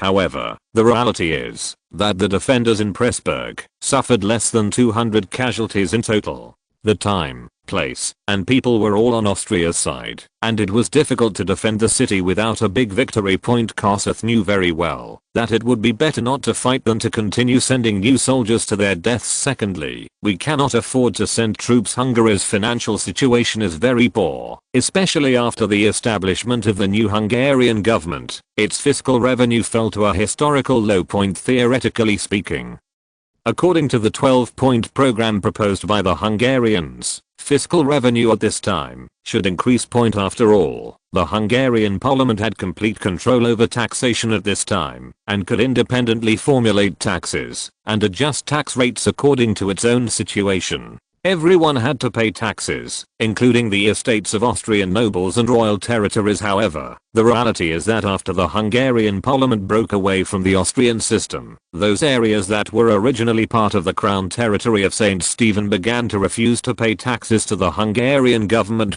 As for the Austrian nobles and royal territories, it is even less possible to pay taxes to the rebels. and the original toll taxes and customs duties are even more out of the question. It cannot be said that everyone must pay taxes and that they can independently formulate taxes according to their own circumstances and adjust tax rates. It can only be said that the Hungarians have figured it out.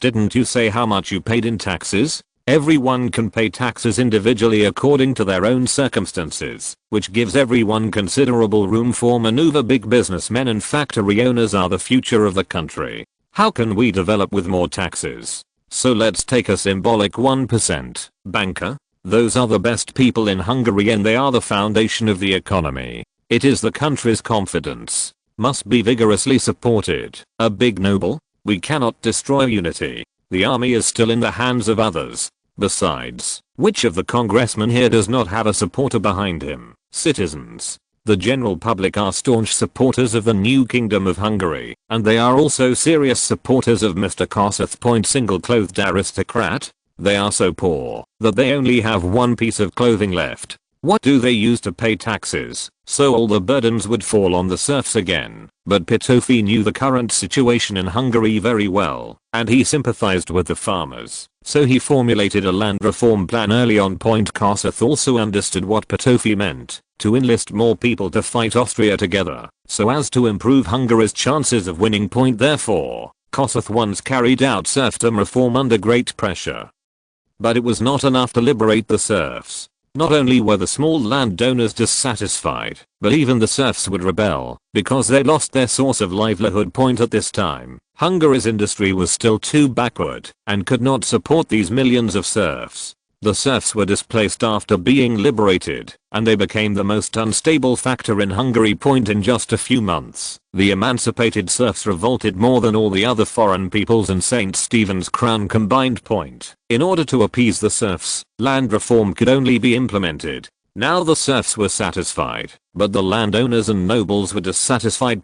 Especially those land capitalists who pursue efficiency and profit. They feel that cutting the land into small pieces and giving it to the serfs is a waste of natural resources. Therefore, in order to appease the landed aristocracy and capitalists, the Hungarian government had no choice but to adopt a redemption policy. These burdens were then placed on the serfs. However, this did not calm the anger of the nobility and capitalists, and the new Hungarian government had no choice but to assume part of the debt. In the face of some powerful nobles and capitalists, it is even necessary to advance the redemption fee.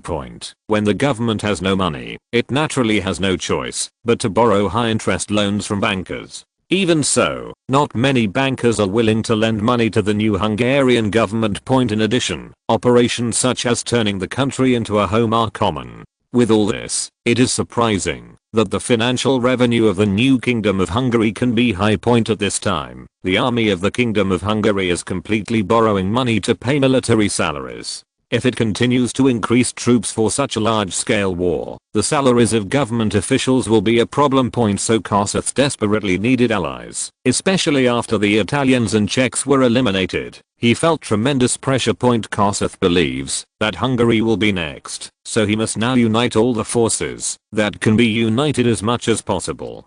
Chapter 939. A friend comes from afar. Although Kossuth thought so, the essence of Hungarian nationalism could not accept all this. After all, according to the classification of Hungarian historians at this time, the Ottomans belonged to the lower class of people. There is absolutely no possibility for the descendants of the great Huns to join forces with the descendants of slaves, let alone handing over their land to the hands of others. However, the Ottoman Sultan Megid could not understand Kossuth's difficulties. Although the British conditions were extremely attractive, he did not intend to fight an uncertain battle. Majid would not declare war on Austria until Britain and France actually sent troops to Austria. At this time, the Ottoman Empire could no longer withstand the struggle, so Majid must be sure of victory. Innsbruck, Tyrol. Archduke Karol's evaluation of the Ottoman army was completely weak. Austria's intelligence on the Ottoman Empire was very sufficient, and the new Ottoman army was modeled after the Prussian army.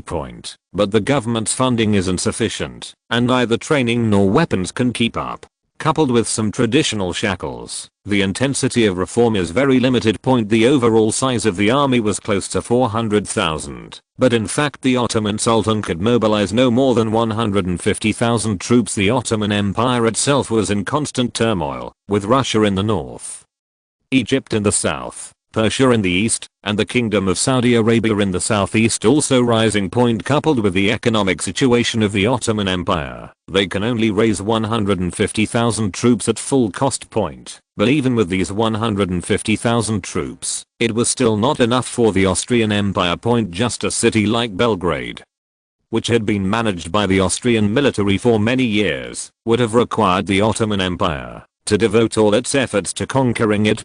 As for western Bosnia and northern Albania, let alone whether such mountainous areas can be conquered, with the Ottoman Empire's logistical capabilities, just maintaining supplies is a big problem. Franz, do you want to wait until you take the throne to attack the Ottoman Empire and then expand your territory in the Balkans? No, Grandpa Karol. The Ottomans don't need us to do it ourselves. Someone will do it for us. Franz gave it a try, but Archduke Karol reacted immediately. You mean the Russians? That's right, Grandpa Karol. A Tsar who doesn't want to fight a Russian-Turkish war is not a good Tsar. Nicholas, I must know this better than us, Franz joked, but Archduke Karol was not as optimistic as Franz. Franz, you need to understand clearly that Nicholas I will not regard you as one of his own, just because he married his daughter to you, let alone change Russia's strategy for you. Anyone's happiness is insignificant in the face of national interests, and the gift you gave to the Russians is even less likely to change the Tsar's mind.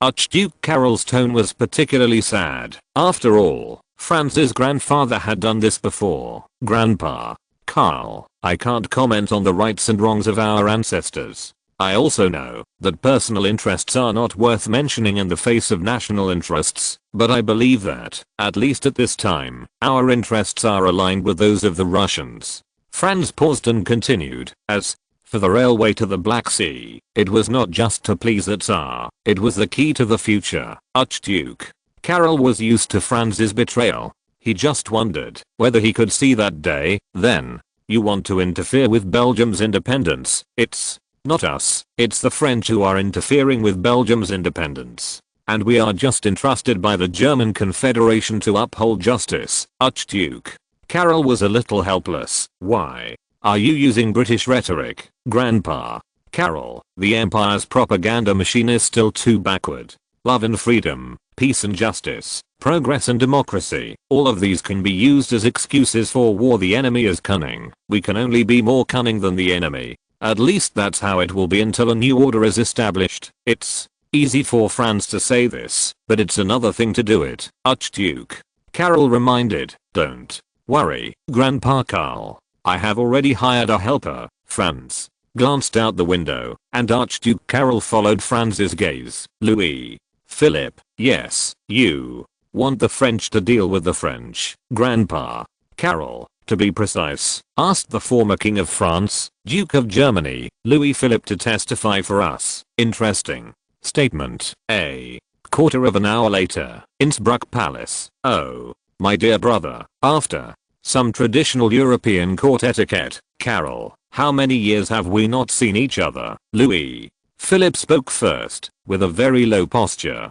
On the one hand, it is the character that Louis Philip has always created, and on the other hand, it is the shock of arriving in Tyrol for the first time. Louis Philip never expected that there would be such an industrialized city among these mountains, and the buildings and roads along the way all revealed the character of majesty. But the main reason is that at this time Louis Philip, or the Duke of Alsace-Lorraine, needs to rely on the big tree of the Austrian Empire. Chapter 940, Louis Philip's choice. Your Majesty, it has been 18 years, Archduke Karol replied. In fact, the meeting between the two parties 18 years ago was not pleasant. Louis Philip had just ascended to the French throne through the revolution, and Archduke Charles brought not a blessing, but a threat. After all, Austria is an imperial country, and it does not want an alien to appear around it.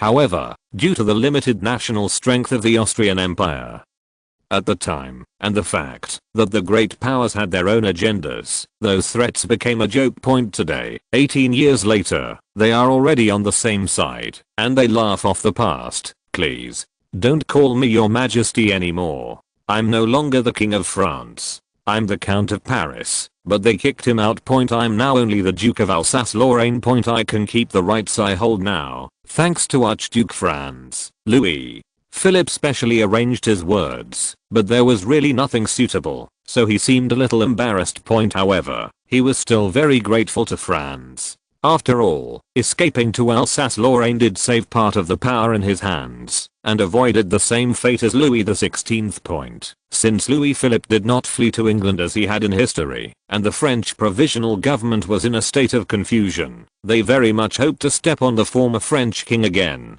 To boost morale. Point repeated attacks and assassinations convinced Louis Philip that the Second French Republic would not let him go. Point so Louis Philip did not refuse the invitation to Innsbruck. Point although his two sons are still on one side of Algeria, it is simply wishful thinking to counterattack the French mainland with that little force. Your Majesty, this is what we should do. In this difficult time, we should help each other instead of adding insult to injury. You are absolutely right, Archduke Franz. I think your invitation to come here must be more than just a visit to this industrial city, right? Of course. This is also for your safety. Haha, really? Yes, your majesty. On your way here, we have eliminated at least 3 groups of assassins for you. Franz shouted to the door. Mr. Bordeaux, please bring people in. After a while, Bordeaux came in with a man who was tied up. This is Louis Philip still had this point in the city. He just asked seemingly casually. Point but this was within Franz's expectation. He said calmly, take a closer look. You must be familiar with this person. Louis Philip took out his reading glasses from the box and examined them with pretended indifference. Point but he quickly widened his eyes and then spoke in a tone that was shaking with anger. Ah, you Gerard. The tied man kept his head down and said nothing. Point Gerard Fraisse, one of Louis Philip's most trusted captains of the guard in Bern. They are going to blow you up with a bomb in your hotel, Colonel. Bordeaux explained that after all, it was a crime committed by an acquaintance. If he did not explain it clearly in time, he might be misunderstood by Louis Philip as something else. Point as soon as Bordeaux said it, Louis Philip immediately remembered that there was indeed noisy downstairs that night in Bern, and then there was a gun battle on the street, which kept him awake all night. Point and Gerard Fleece has obviously gone to England. Could it be that the British want to assassinate him? Louis Philip obviously thought too much, and Gerard Fleece should have gone to England to complete the tasks assigned by the former to the latter. However, Gerard Fleece had long been targeted by the French provisional government, who instigated him to rebel on his way to England, and learned of Louis Philip's route of action. I'm sorry, your majesty. Please forgive me. When Gerard Fleece heard Louis Philip's voice, he immediately prayed, as if grasping at straws. The reason why Louis Philip came close to him before, and he didn't realize it, was because the interrogation method in this era basically relied on torture. Point beating someone unconscious is just routine practice. Point however, Louis Philip did not want to pity this kind of guy who was seeking glory from the cellar. No matter for whatever reason, Gerard Fleece betrayed Louis Philip's trust. Don't call me your majesty. Go find your new master. Louis Philip kicked Gerard Fleece away. Point Bordeaux also wisely asked the prisoner to be taken down, then exited the room and closed the door outside. These damn scum. I've already left France, and they still won't let me go. When you get here, you are safe for the time being. The clutches of the Second French Republic cannot be reached for the time being. Point but I want to solve the problem once and for all. You want to help me counterattack France? Wait until I return to Paris. Louis Philip's old face showed an excited look, which made Franz speechless for a while. Sorry, our country is currently facing internal and external difficulties and cannot help you. However, there is still a way to keep the Second French Republic occupied. Any solution, misfortune, is diverted to the east. Dirty. The disaster to the east. Yes, Belgium used to be your protectorate, but now the Second French Republic wants to annex Belgium. You don't want your daughter and your son-in-law to be displaced, right? What can I do? Louis Philip was clearly mistaken again. You only need to transfer this interest to the German Confederation, and everyone will thank you. And from now on, you no longer have to worry about the Second French Republic going against you, because no matter whether France wins or loses in Belgium, they no longer take into account other abilities. But once the war in Belgium ends, won't I become their primary target, Louis? Philip said with some embarrassment. No, Your Majesty. Believe me, no matter whether we win or lose this battle, the Second French Republic will cease to exist. Why? Do you remember what excuse they used to oust you? Agricultural harvests are poor, industry is depressed, and the economy is in a serious decline. A large number of people are unemployed and have no food to eat. So, has anything changed now, Louis? Philip thought for a moment. No, then naturally someone will replace them. Can Louis? Philip was still hesitant. He was not sure whether everything in front of him was good for him or bad. Whether they win or lose, they will need a group of scapegoats. At least the Second French Republic will no longer exist and we can solve Algeria's food problem. The previous tirade did not impress Louis Philippe, who was not interested in the analysis of the situation. However, Franz's last sentence spoke to his heart. Louis Philippe's two sons were divided in Algeria. But after all, Algeria is just a barbaric land compared to France. If they cannot solve the food problem, they will have no choice but to surrender sooner or later. Chapter 941 On the verge of breaking out. In the eyes of Louis Philippe and the Orleans family, separatism is obviously more realistic than counter-attacking France. Alsace-Lorraine was protected by the German Confederation, and the millions of Germans living there were their best talisman. After all, if the French government at this time wants to take back control of Alsace-Lorraine, it will turn into a war between the two nations. As long as the Orleans family still holds the title of German Duke, the French government will be afraid of it. Compared with the interests of the entire family, Louis Philippe's own life seemed insignificant. In fact, as a 75-year-old man, Louis Philippe is not that concerned about his own safety. In contrast, leaving more legacy to future generations is what he wants to do most now. So after getting Franz's promise, he agreed without hesitation. Everything went much smoother than Franz imagined. Louis Philippe officially handed over the protection of Belgium from the House of Orleans to the Frankfurt Parliament. Frankfurt National Assembly of the German Empire. Speaker Edward Simpson and Deputy Speaker Gabriel Riesel twitched their mouths at the same time when they saw the transfer letter. This was not a transfer of rights, it was clearly a reminder, but they must pretend to be flattered in this gathering place of nationalists and accept the reminder. 69 shucks. This superficially solved the legal basis for the German Confederation to support Belgium, but in fact it put the Frankfurt National Assembly in a dilemma. The unauthorized actions of the Luxembourgers and the Dutch directly turned into officially endorsed support. Even in the eyes of the French, this was a conspiracy. Everything was planned by Belgium and the German Confederation. What is even more frightening is that the reason to prevent Belgium from joining the German Confederation no longer exists. After all, the sovereign state has handed over its power. If it is forcibly shut out, the National Assembly may be overthrown by those angry nationalists, but if we don't keep it out, then the war between the German Confederation and France may be inevitable. Theoretically, the Frankfurt National Assembly held the highest power in the German Empire Confederation, but since there was no emperor, no real central government, their power was only theoretical. In fact, the Frankfurt National Assembly did not have its own troops. The reason why it dared to attack Denmark was because of Prussia's presence, coupled with fanatical nationalism. The most important thing was that Denmark was not a strong country. However, France at this time was completely different. This was a real power. This was a mountain that the Germans had not been able to climb for hundreds of years, but the German nationalists don't care. They only know that the German Confederation was the victor in the previous two Luxembourg crises and the Alsace-Lorraine crisis simply because Alsace-Lorraine was a member of the German Confederation. The French provisional government did not dare to pursue Louis Philippe. In Belgium, the elite French army was defeated by volunteers from Germany. They did not even consider the possibility of failure. However, the members of the Frankfurt National Assembly were not ordinary people who were dazzled by nationalism. They knew very well that during the previous two crises, if the Austrian Empire had not participated in the war, the German Confederation would have been crushed long ago. In addition, Archduke Franz did not agree to be crowned Emperor of the German Empire, so the Austrian Empire is likely to choose to stay out of the matter, and even help the French suppress the Frankfurt National Assembly.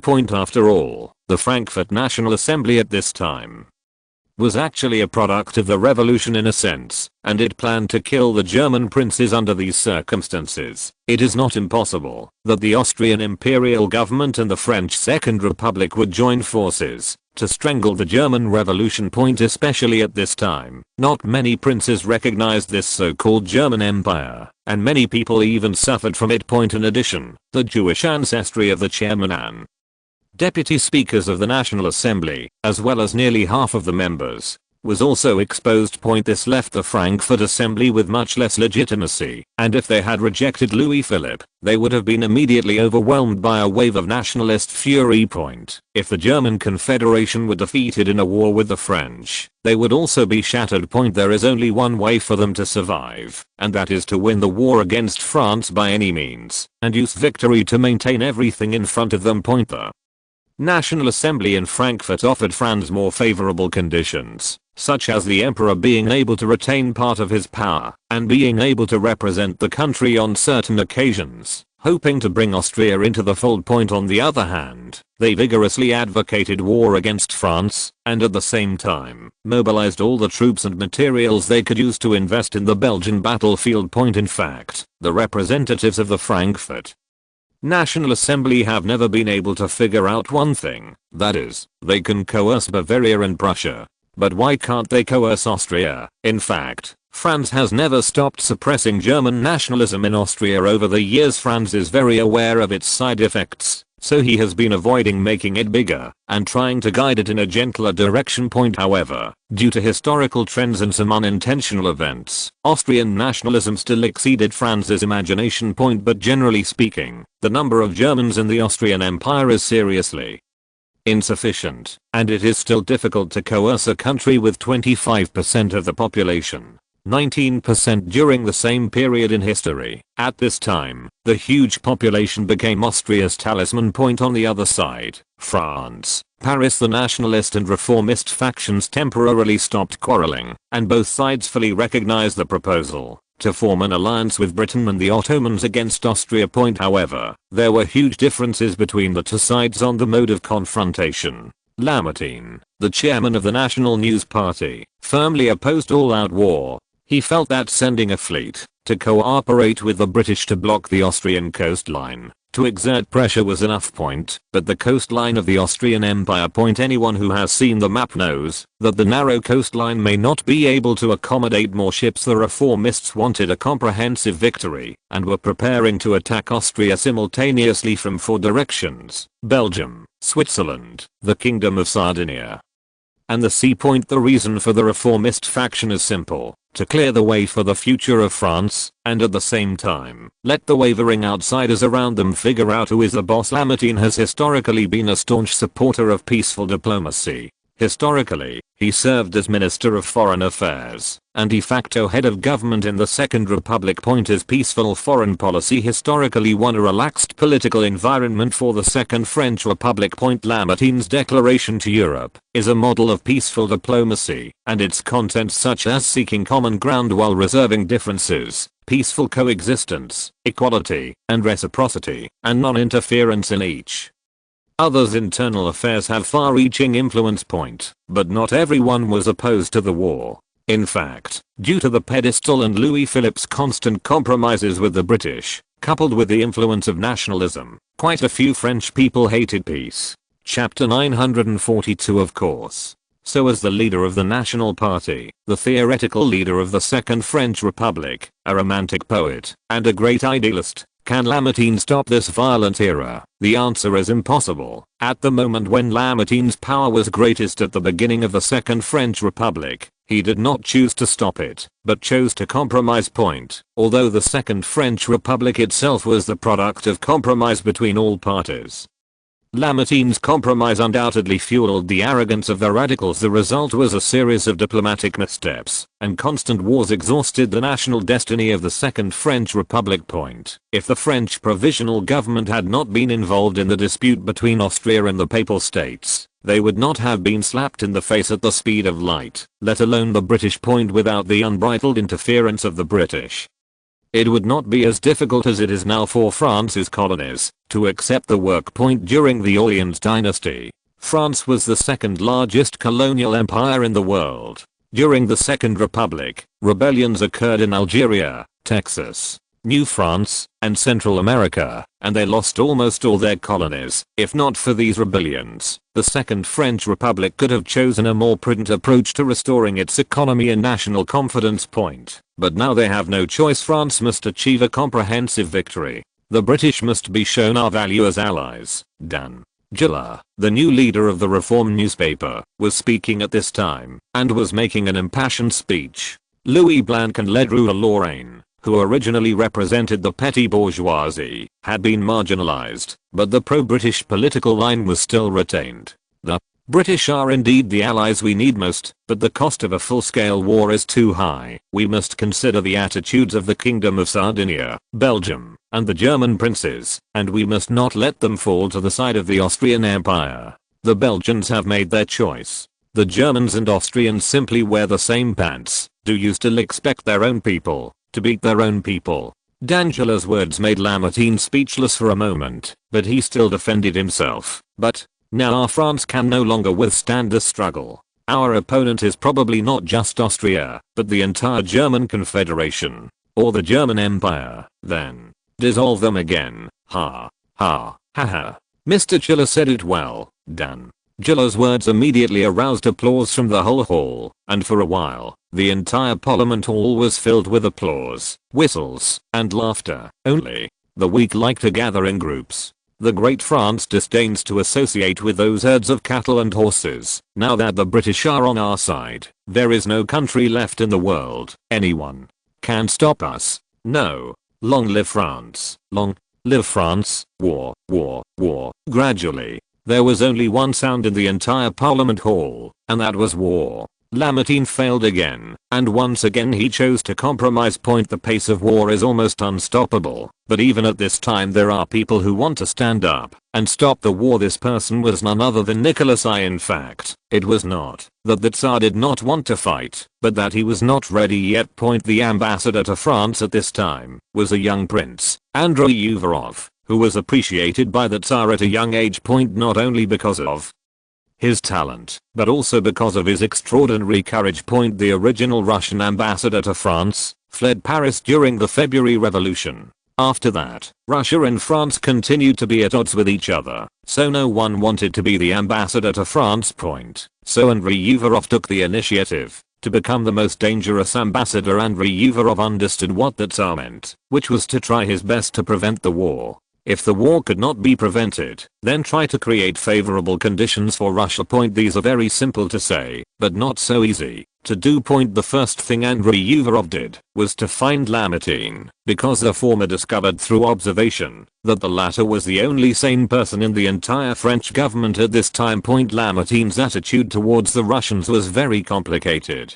He came from a noble family, and his family property was looted during the French Revolution.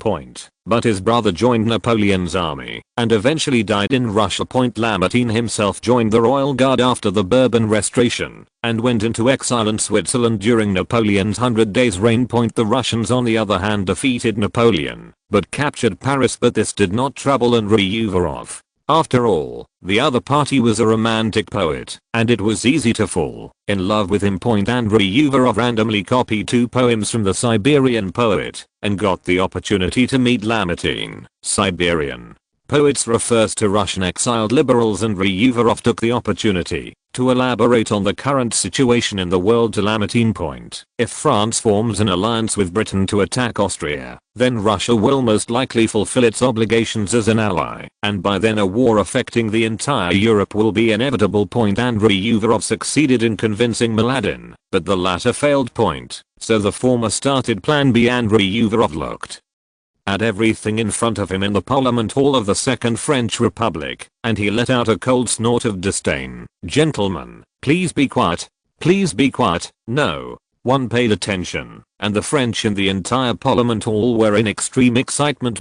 Andrei Uvarov took a deep breath, walked straight to the rostrum, picked up the wooden hammer on the table and struck the alarm bell. Alarm bells rang, and the entire venue's attention was instantly focused on this uninvited guest from Russia. "Gentlemen, you can refuse peace, but you can't refuse to pay back the money." D'Angela asked, suppressing his anger. "Sir, what do you mean? Since when do we in France owe money to Russia?" "I'm sorry, sir. I want to say that the loan promised by France has not arrived. Last year and this year, the total was 6,666 francs and 6 sous, and 12 centimes. Andrei Uvarov said unhurriedly that D'Angela's fire could no longer be suppressed. At this time, someone reminded me quietly, it was a deal with Russia during the Orleans dynasty. D'Angela suddenly understood, and then said with a hint of sarcasm, "Ah, you confusing us with those monarchical freaks. Do you think we would spend 200 million francs on those Russian big freezers?" "I do not understand what you mean." "Oh, I tell you. No loan. No money. Tell your master. No one in the Second French Republic will use money to buy ice cubes from you Russians." "Haha. That's great. Mr. D'Angela, you are really our idol. Ha. Ha." The entire conference hall was filled with boos and jeers, but Andrei Uvarov didn't care and just continued. "Is this a decision by the French government?" "Certainly." Chapter 943. Are you Napoleon? D'Angela's tone and attitude were strong, confident, and unquestionable, and he very effectively transmitted his emotions to his audience and supporters. This was a very remarkable talent, which immediately won him a round of applause. But to Andrei Uvarov, this just felt like useless noise. D'Angela's arrogance helped him a lot. Andrei Uvarov personally opposed Russia's intervention in the war between Britain and France and the Austrian Empire or the German Confederation. Because in Andrei Uvarov's view, when Britain, France and the Austrian Empire went to war, Russia not only should not choose sides, but should also sit back and watch the fight between tigers and then profit from it. First of all, Russia is strong enough that no country dares to force Russia or hold Russia accountable. Secondly, at this time, the Russian economy was too deeply tied to Austria, so it was just a good opportunity to reshape the original relationship. At the same time, Russia's products are rich enough to make profits by selling supplies to both sides of the war. Under this situation, Russia will be able to secure its position as the world's most powerful country. Finally, Russia was far enough beyond the reach of the great powers. Russia should take advantage of the fact that the great powers have no time to look back on the war and take the opportunity to launch a new Russo-Turkish war and even attack Afghanistan and invade India to create a fait accompli. But he was not a Tsar, and Nicholas I did not want to do this, so he could only seek benefits for Russia as much as possible. 100 million francs seemed to most people in this era to be an astronomical figure, but it was still too little for the huge Russia. "Oh, fly legs are also considered meat." Andrei Uvarov sighed inconspicuously, and Angela just thought that the other party was at the end of his game. "There's no money here. You can leave." Russian. "Get out, get out, get out. You are not welcome here. The Tsar's lackey, slaves to the monarchy." Andrei Uvarov didn't say much. He just took out a contract that had been prepared, and Angela made a big fork on it with a swipe of his pen. The MPs in the conference hall once again burst into cheers, and jeers and whistles resounded throughout the hall again. Lamartine wondered when the government that was trying to overthrow the royal power became like this. Perhaps it was from the time when Cavaignac was appointed to suppress the people of Paris? Or was it doomed from the moment we gave up the principle of peaceful diplomacy? Lamartine still felt a little guilty about Andrei Uvarov, but the latter didn't care. He didn't say anything more, put away the documents, and walked straight out. The way out of the Parliament Hall was not peaceful. From time to time, someone would stick out his tongue, hold his thumb up, and speak in some French dialect that he did not understand.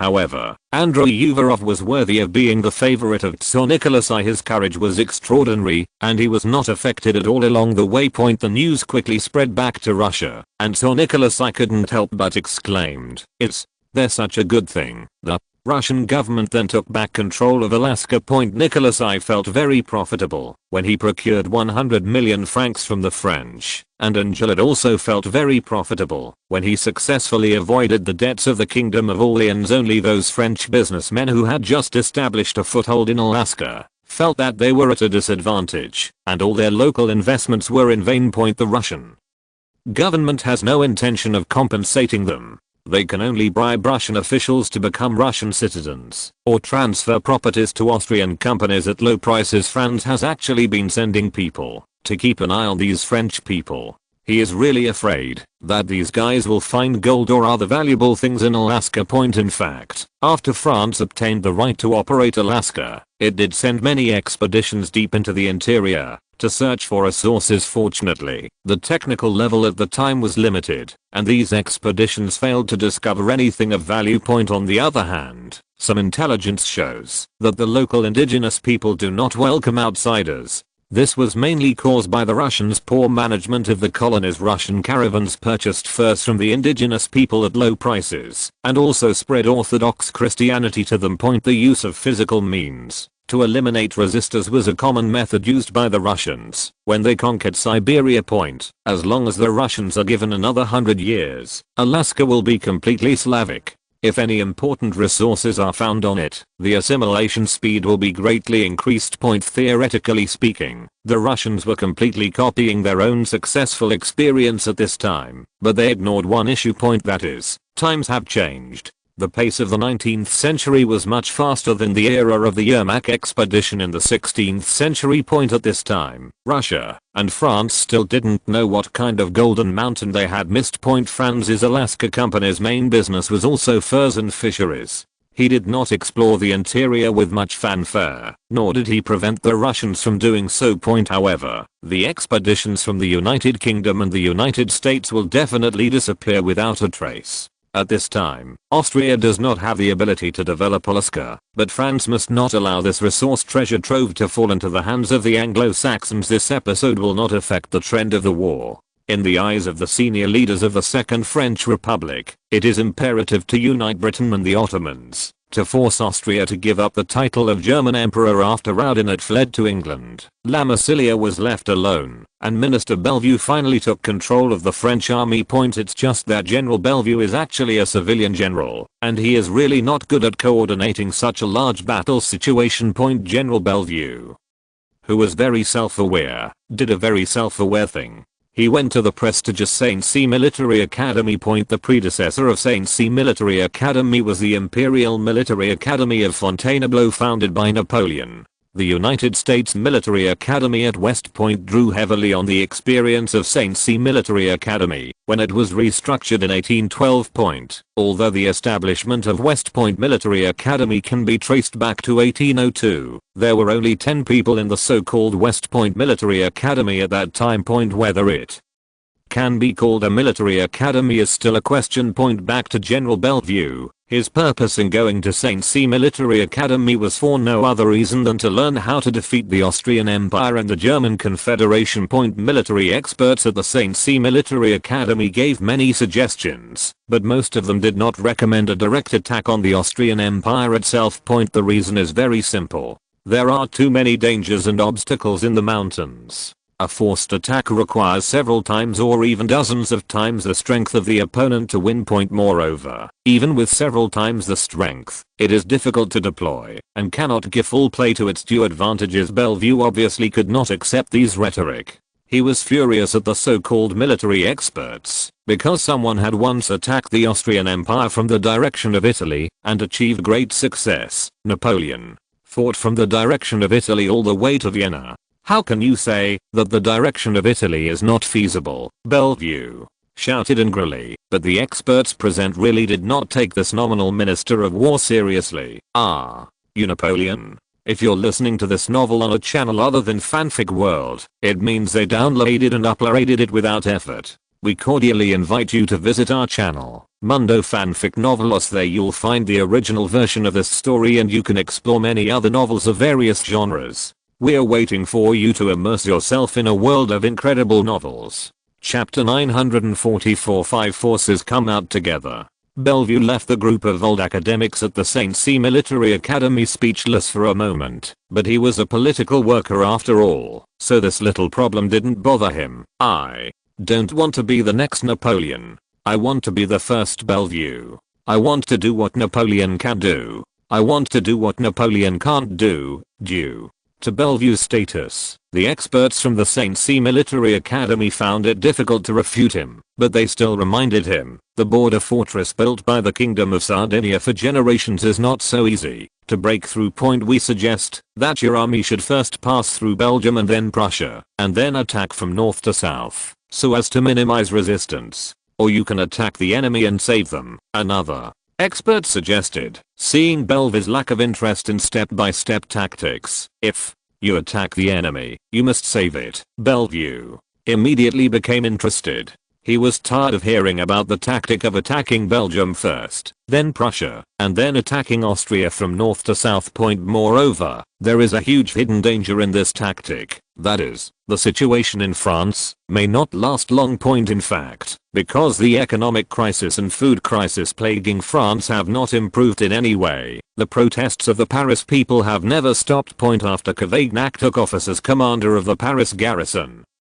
he carried out several crackdowns, but the problem was not resolved. The Second Republic hoped to use a victory to re-establish its image in the hearts of the people. However, even the top leaders of the Second Republic did not know whether this gamble would be successful. That's right. Attack the enemy and save it. Alsace-Lorraine, a member of the German Confederation in France, Alsace-Lorraine, Bellevue asked with some confusion, because Marshal Grouchy was ruined here before, and he was somewhat hesitant to start a war here. Yes, General Bellevue. The reason why the German Confederation intervened in Belgium was that Belgium was a part of the German Confederation. So should Alsace-Lorraine, which was also a part of the German Confederation, encounter war, should they also save it. If the German allied forces really cross the Rhine again to rescue Alsace-Lorraine, then we can completely cross the river and attack like the Austrians. Attacking halfway across the river is definitely a very ideal state, especially in this era, when artillery has been raised to the level of the god of war. The artillery units were unable to deploy when crossing the river, let alone organize an effective counterattack.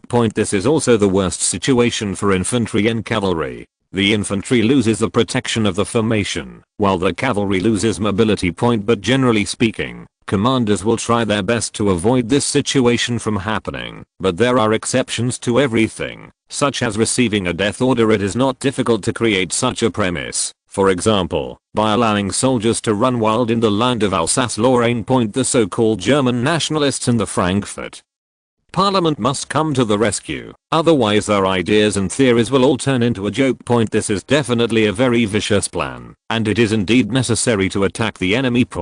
But there are some things that they don't understand. The so-called poisonous schemes all come with a price. You don't have to read the following if you understand it. The French army has been wreaking havoc on the land of Alsace-Lorraine again and again, and the local people have long been unbearable. Even people who originally had a sense of belonging to France now find it difficult to love a country that doesn't love them at all. Finished explaining. Bellevue admired this plan very much, but showed little interest in the specific plans for attacking Belgium proposed by the experts later. After his personal absorption and summary, he finally formulated a set of 5-pronged policies for the French army to achieve comprehensive victory. First of all, the first route is to take revenge on the Belgians. After all, you have to get up from where you fell, and France has to lose face.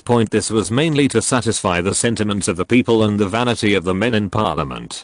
Bellevue was not really prepared to invest too many troops in this direction. The target of the second route was Alsace-Lorraine. Bellevue was still very self-aware, and he handed what seemed to be the greatest achievement to Marshal Lamisselier. It's easy to say that it's easy to call for reinforcement, but the actual operation is not something that a civilian like him can do.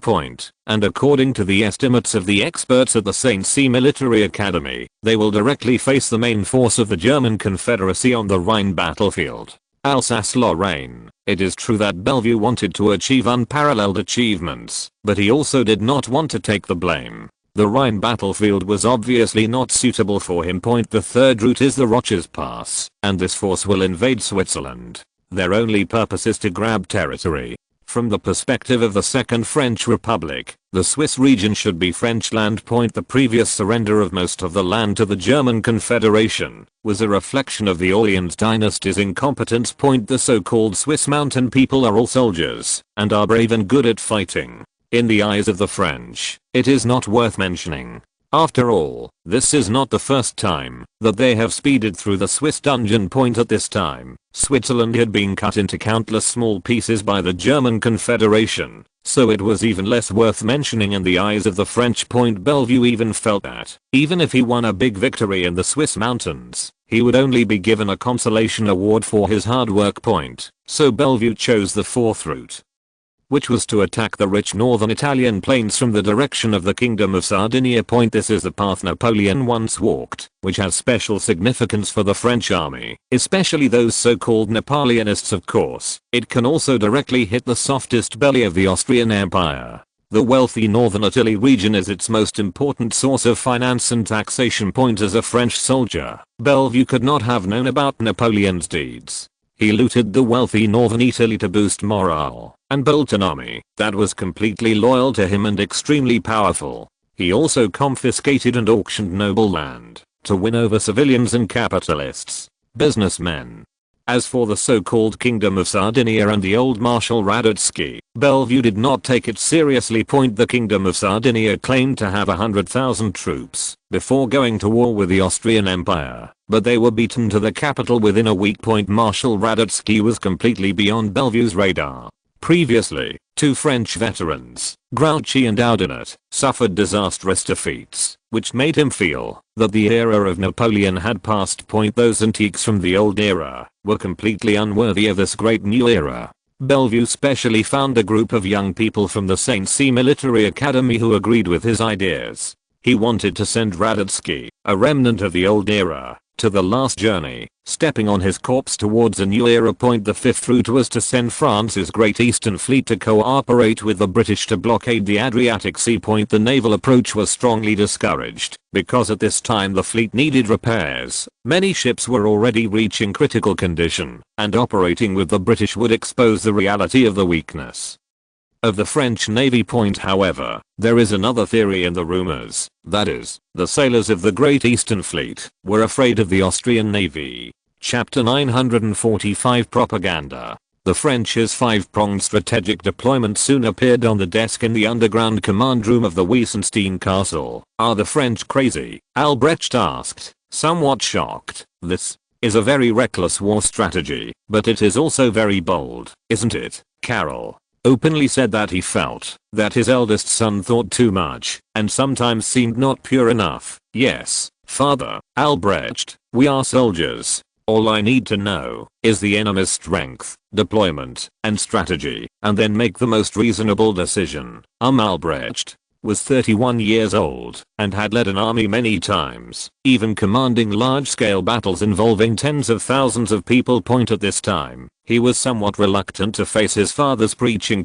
However, 5 groups came out together, which really shocked Franz, because in his opinion, the Second French Republic was already in turmoil at this time, so they should try to seek stability and at most put some pressure on the German Confederation and Austria in Belgium. The fighting between the two sides will be limited to Belgium, allowing the British and Ottomans to fight. This is the best approach for France's interests. Even if you have to make a desperate move, you should gather your forces in one place and attack one point, either Belgium or Alsace-Lorraine. Belgium was the trigger at this time, especially after Louis Philippe handed over the protection of Belgium to the German Confederation. France lost both its wife and its troops. Not only did Belgium lose its colony on the European continent, it also became the aggressor. However, the invaders at this time will not receive much condemnation. As long as they can win on the battlefield, they will still be praised as victors. However, Franz would not let the Anglo-Saxons occupy the propaganda position. Austrian newspapers also worked together to vigorously advocate the liberation of the Germans in Belgium, and even compared it with the independence of Greece. Compared with the British media's fabrications and the French's out of context quotes, the Austrian media's reports are more detailed and comprehensive. The most important thing is to have pictures and the truth. The development of the photography industry made the influence and communication power of the Austrian Empire's propaganda machine completely different from that of other competitors. No matter how much the opponents say, there is no real photo that is more impactful. What is even more heart-wrenching is that the Austrian artists gave full play to their expertise. Prints, postcards, and various derived poems, music, and plays were created in a short period of time. The history of public opinion wars may not be comparable to that of the British, but in terms of artistic creation and imagination, those media people in London cannot keep up with Vienna, the art capital. In fact, artists never lack imagination, so there are endless creations of original works. At first, under Franz's organization, these people had a bottom line. However, as time went by, the influence of the incident continued to expand, and those private experts also participated. Their bottom line is much lower than that of Franz. It can almost be regarded as the opening picture, and the rest is all made up. Of course, what they say is often what the people at the bottom are more willing to believe, and is more down to earth, so their influence is no worse than that of the official media. However, the positioning of the two is different. One is for the country and the other is for the people. In short, in terms of the war of public opinion, the British suffered an unprecedented defeat, and even the image of the country of Britain was affected in the German region. During this period, the British influence on the European continent was still very strong, and all beautiful words such as progress, democracy, equality, freedom, wealth, greatness, peace, and security were closely linked to them. However, anyone who has traveled a lot will say that the life of British workers is worse than that of Russian serfs under the rule of the Tsar. However, no one will believe this nonsense. After all, Britain is so rich, powerful and civilized. Soon the photographs, postcards, engravings, as well as various pamphlets and stories reached England. But there was something that Franz did not expect, that is, the British reaction speed was much faster than he imagined. After all, there were no telephones or even telegraphs in this era, but the British police took action almost immediately. They confiscated a considerable number of promotional props, arrested a large number of relevant persons, and quickly started relevant investigations. However, the British failed to stop Austria's propaganda offensive, because it was just a smoke bomb thrown by Franz. Instead, they would lead the British in the wrong direction. Russia. Back in the underground command room of Weissenstein Castle, the father and son, Archduke Karol and Archduke Albrecht, were about to fight. The two had serious differences on the issue of dealing with the French five-way army. Both father and son agreed with Franz's theory that it would be better to cut off one finger than to hurt 10 of the enemy's fingers. However, Archduke Karol's preset main battlefield was within the German Confederation, and Albrecht's idea was to directly concentrate the main force to capture Paris before the enemy could react. First of all, Albrecht's tactics were definitely too radical, attacking Paris directly, which gave Franz a strong sense of Prussian style. However, Albrecht also had a reason. In his view, the military technology of the Austrian Empire completely overwhelmed France at this time, and the traditional defense methods in the past did not pose a threat to the Austrian army at this time. No matter how strong the fortress is, no matter how high the city wall is, it can't stop the threats from the sky. Flesh and blood cannot stop steel. No matter how hard you train, and how strong your will is, facing an unequal firepower gap, it is only a matter of time before you collapse.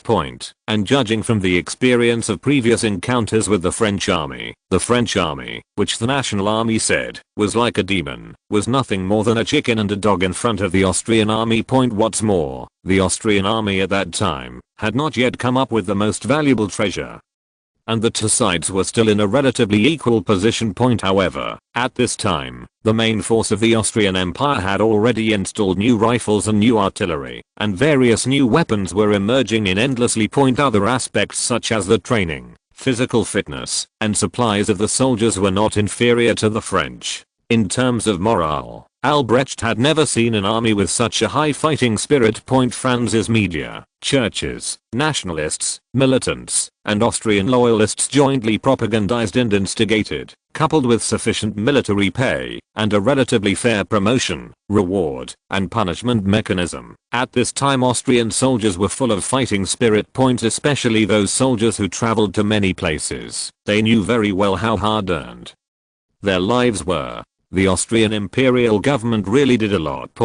If this country collapses, the nobles will still have food left over, and the businessmen can become good citizens of other countries. But what about them? They, ordinary people, and their families would just be like the refugees they saw along the way, being knocked down, and then stepped on again. Chapter 946 Countermeasures. Albrecht felt that a quick victory was the method with the least sacrifice. He knew very well that the French army at this time could hardly be said to have a strong will to fight. As long as Paris was captured, the entire Second French Republic would collapse. The so-called New Sacrifice alliance by the British would fall apart, and it would be difficult for the Ottomans to pose a real threat to Austria. Archduke Karol's strategy is relatively more conservative. Although the German Confederate troops miraculously defeated a main French army in Belgium, this does not mean that those improvised troops can really compete with the French. Archduke Karol believed that France's so-called five-pronged army could only make greater progress by attacking Belgium. Only in this way can the French invest further troops, and only in this way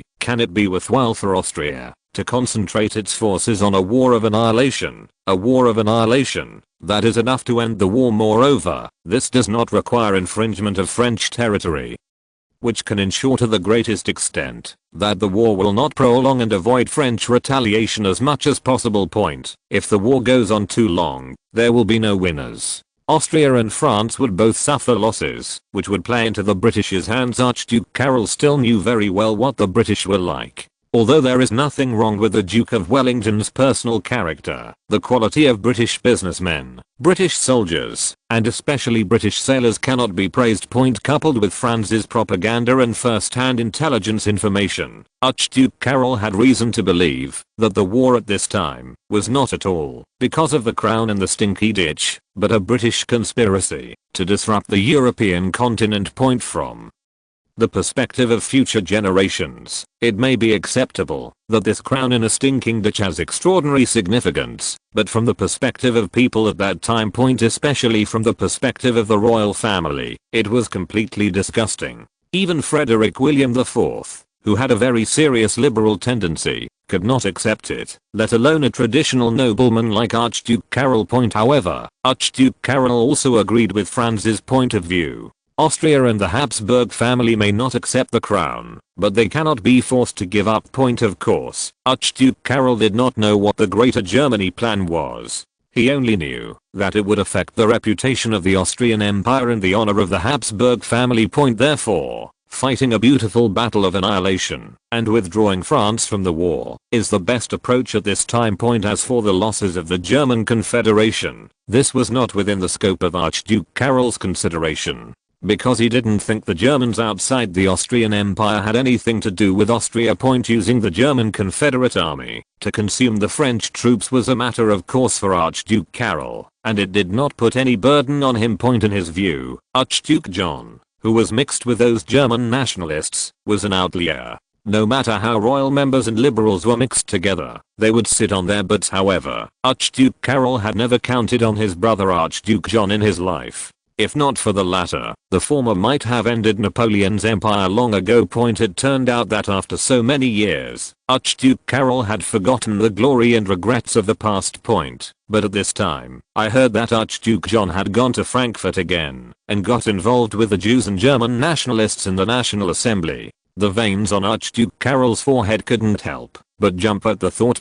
Except for Belgium, it is difficult for the French to achieve anything else. Alsace-Lorraine is French territory, so they can't massacre their own citizens, right? As for the Swiss mountainous area, it does not belong to the territory of the Austrian Empire, and the local conditions are simply not enough to support large-scale core operations, as long as they hold the main passes, and send a few small troops to harass the opponent's logistics. It won't be long before the French will be defeated like the Swiss Free League point in the direction of the Kingdom of Sardinia. Archduke Carol once personally visited the northwest defense line built by the Savoy dynasty for several generations. He felt that, as long as the Kingdom of Sardinia did not surrender, it should not be a problem to defend France for a few months. But it doesn't matter, even if the French break through the Sardinian defenses. His old subordinate Marshal Radetzky is still stationed in northern Italy points due to the need to stabilize the situation. The North Italian army recruited a large number of refugees.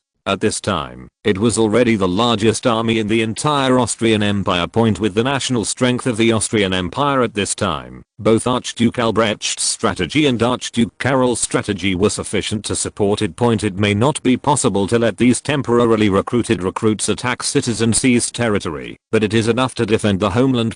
Finally, there is the French maritime threat, which is a complete joke to Austria, especially the Austrian army. Austria's coastline is only that long, and is connected by railways, so the defense pressure is so small that it is almost negligible. Although the Austrian navy was established late, it is very capable of dealing with maritime invasions. After all, the Barbary pirates were not vegetarians at that time. They roamed the Mediterranean for hundreds of years and plundered everywhere. In order to deal with these pirates, the Austrian Coast Patrol accumulated a wealth of experience. The only way that the British and French fleets could threaten Austria was to send troops to land on the Apennine Peninsula. However, the Apennine Peninsula was not suitable for combat, especially since the passes attacking from south to north were all in the hands of the Austrian Empire. In addition, the famine on the Apennine Peninsula cannot be solved by Britain and France. Once Austria's relief food is cut off, the hungry and angry people will eat the British and French coalition forces alive. Pius IX and the Papal States were also huge problems. The power of the church in France was not inferior to Austria and Spain at all. Naturally, we were not afraid when strong men like Richelieu, Robespierre, and Napoleon were in power, but the Second French Republic at this time really did not have that confidence. By that time, the civil strife will probably become more serious, and the French Party of Order has begun to take shape. The supporters of the Orleans dynasty and the supporters of the Bourbon Orthodox dynasty have united together at this time, and their union speed and strength are much stronger than in history. After all, first the Count of Chambord, Henry V, took root in Switzerland, and then Louis Philippe went east to hunt for Alsace-Lorraine. In addition, constant natural and man-made disasters strengthened people's nostalgia for the old dynasty. Compared to France at this time, the reign of Louis Philippe was really not that bad. Even the famous French satirical newspaper Folly published a cartoon called The Return of the Pear King on its front page. However, at this time, the commander of the Austrian Imperial Navy, Friedrich, was not a commander willing to be passively beaten. He had already prepared a big gift for the British and French. It is better to cut off one of his fingers than to hurt 10 of them. This sentence applies most of the time, but Franz wants more than just cutting off one of his fingers. A great man once said, "Kick away with one punch, lest 100 punches come your way." This is applicable to Austria at this time. If Franz wants a stable environment to solve domestic problems and development issues, then he must beat the world policeman of Britain. Chapter 947 10%. What? The French are crazy. Are you crazy too? Do you want to defeat all 5 parties? Albrecht was shocked and couldn't hold back his voice. In fact, as the top nobleman of the Austrian Empire and a senior general in the army, he really didn't need to pay attention to this. It's just that the 2 people in this command room happen to be the ones he needs to pay attention to. One is his father, and the other is the future emperor of the empire. Archduke Carol's reaction was much calmer. He just put down his teacup and asked seriously, "Franz, are you sure you want to do this? Have you thought about the consequences of failure? If we only break one road, we will be more than 90% sure of any road except the sea." Archduke Carol looked at Franz. His eyes were not at all leisurely and casual as usual.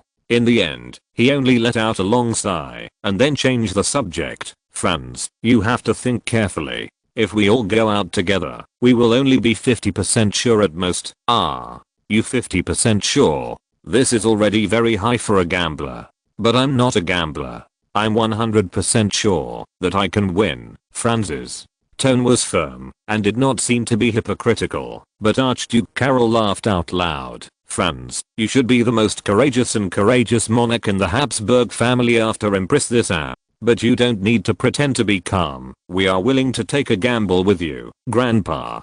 Karol, I'm really 100% sure every gambler thinks he can win, Franz said somewhat helplessly. Grandpa. Karol, at this time, the French army commanders have not received this combat plan. The battlefield is one-way transparent, which is indeed a factor that can change the situation. Have the French fallen so far? Archduke Karol sighed helplessly and disappointedly. People may like to sigh when they get older, but at this time, Albrecht couldn't understand his father's feelings at all. He only knew that the war was definitely won. It would take up to a month for the French to complete their deployment and launch their attack. However, the mobilization on the Austrian side had already been completed. Coupled with the embryonic railway network, the French had no way to take the lead. Before 1848, the total strength of the French army had been the largest in Europe and the second largest in the world. However, after the collapse of the Orleans dynasty, rebellions continued in various places, and with the blessing of various tricks of the Second French Republic, the total number of troops that France could use at this time was around 300,000. The Qing dynasty, the world's largest population, has 800,000. France has the second, 650,000, and Russia, the third, has 600,000. On the contrary, the strength of the Austrian Imperial army had been around 440,000 before 1848. After losing 80,000 Hungarian local defense troops, it surged to 660,000 within a few months. The Italian Legion alone has nearly 300,000 people, the vast majority of whom are soldiers from the Six Nations, the so-called Italian Allied Forces. In addition, there are a large number of refugees after the war. The composition of the refugees was very complex, including fleeing farmers, abducted citizens, rebels, and deserters. If left unchecked, their damage to regional order and peace will be immeasurable. The work for relief program that France usually uses is not suitable for these people. What they lack is not job opportunities, but the minimum guarantee of survival. Food, water, housing, and most importantly, a sense of security. In addition, after the war, a large amount of infrastructure was destroyed, and the original social structure was broken up. At this time, it seems inefficient to use refugees to complete the reconstruction work. These people often do not have professional skills, and most of them have psychological problems or psychological trauma. It is no exaggeration to say that they themselves are time bombs. Minimum living security and security are most easily provided by the military. Strict discipline and a relatively equal and inclusive environment make it easier for these people to gain a sense of belonging. 100,000 people in the Vienna area enlisted in the army, which is somewhat incredible for a city with only 1 million people. But what is even more incredible is that 80% of these 100,000 people came from other German countries. In fact, the German region has always had a tradition of joining the army in Austria, especially some small nobles who have little chance of getting ahead in their own country.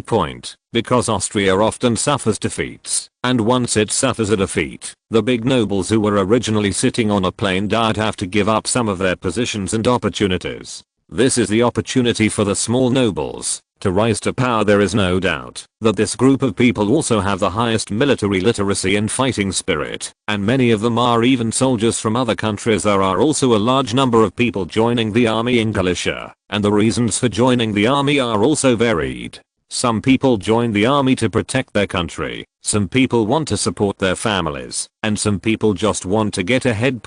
But they had the same belief. They all believed that the Austrian Empire could win. However, France did not intend to send the Galician recruits to the battlefield, for no other reason than because their quality was too poor, and in the War of the German Confederation, it always felt weird to send a group of Slavs to the battlefield. Bohemia and Moravia are two extremes. The recruitment office in Bohemia is deserted, while the recruitment office in Moravia is crowded. Although the rebellion in Prague was quickly suppressed, its impact was surprisingly bad. This is naturally the result of the British, otherwise the farmers in Bohemia would have nothing to do with the gentlemen in the city. Of course, this is also an unavoidable problem in ethnic border areas. Foreign Germans compete with local Germans and Czechs for living space and work opportunities, and the conflict naturally cannot be eliminated. It is undeniable that the quality of German immigrants is generally higher than that of Bohemian Czechs. However, due to the Austrian Empire joining the German customs union and the rapid development of industry and economy, the contradiction between the two sides has been much more intense than in history. Most Germans who join the army will also go to Vienna. In their hearts, that is their city. So the recruitment office in Bohemia has to face the reality of being empty. In the Moravia region, Germans, Czechs, and Jews have long been integrated together without distinguishing each other. At the same time, the economy, politics, and culture are all closely connected with Austria. Moreover, the loyalists in Moravia are powerful. Historically, they suppressed the rebellion themselves and then sent troops to help suppress rebellions in other regions. The development of the Austrian Empire over the years has also indirectly promoted local development. As beneficiaries, they are naturally more willing to serve the country. In addition, in order to avoid the decline of Moravia, France sent a large number of geologists to search for local resources, because the largest coal mine in the Czech Republic was in Moravia, not Bohemia. The hard work paid off, and the exploration team finally discovered a huge coal mine in southern Moravia. This coal mine can ensure that Moravia does not decline in the industrial age. However, in Franz's personal plan, Moravia should still be dominated by agriculture. In short, except for the 100,000 troops stationed at the borders of the three countries, the 120,000 troops guarding Vienna, and the minimum troops to maintain local order, the remaining 440,000 troops can be devoted to the battle against France. Chapter 948 New Mediterranean Fleet. Intelligence, troops, equipment, military technology, military concepts, as well as people's hearts and geographical advantages are all on Austria's side. It's just that it's still too early, otherwise we can really try the Greater Germany plan. Although the French had drawn up a battle plan early in the morning, they still sent people to the Vienna and Frankfurt parliaments to issue ultimatums. On the surface, it was a courtesy first and then troops. In fact, it was to mobilize troops and to wait for the British fleet. The senior officials of the Great Eastern Fleet were opposed to war with Austria, and even more opposed to joining forces with the British. But the top leaders of the Second French Republic believed that, as long as the British fleet entered the Mediterranean, everything would be fine. The commander of the new Mediterranean fleet was Edward Hobart Seymour Sr.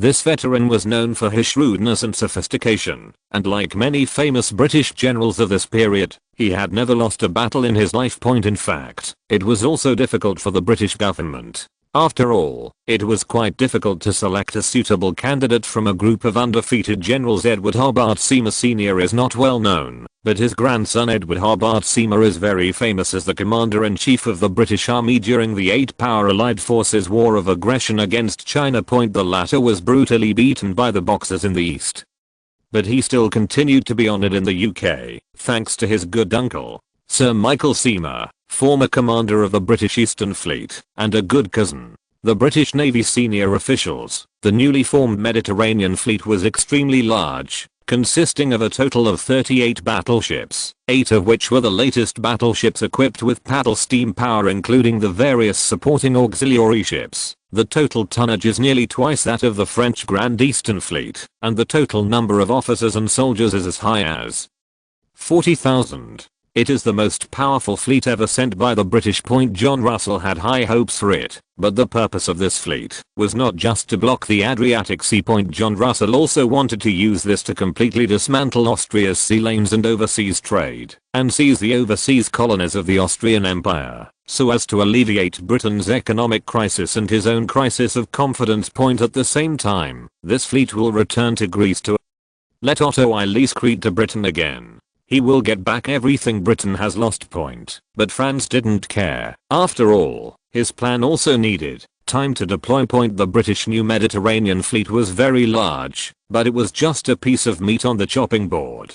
Unless the piece of meat could be so big that it could choke a person to death, Franz did not intend to pay too much attention to it. Austrian Empire, Vienna. The British and French ambassadors arrived in Vienna almost at the same time, but their moods were completely different. The British ambassador, Viscount Stratford, came to Vienna and was relieved to see the depressed streets and the restless crowds. Although the Vienna rebellion has been put down, the mottled traces are not so easy to erase. Roads and houses can be repaired, but the haze cannot be dispelled in a short time. This time Viscount Stratford knew very well that what he brought was not a peace initiative, but a declaration of war. In fact, even if Austria promises to forever give up the title of German Emperor, it can still hold on to this matter and demand the dissolution of the German Confederation, and then dissolve the German customs union, the economy that poses the greatest threat to Britain. Historically, Britain did not regard the German customs union as an opponent, because even after its establishment, British goods were still selling well in the German region. But it was different at this time.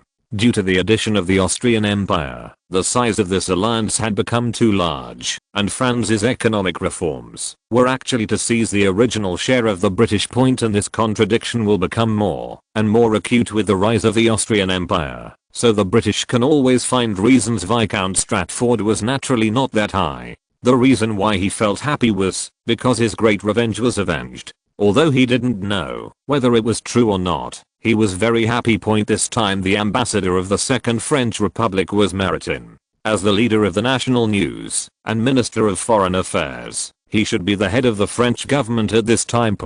But the romantic poet did not want to use his authority, so D'Angelet became the de facto talker of the Second French Republic.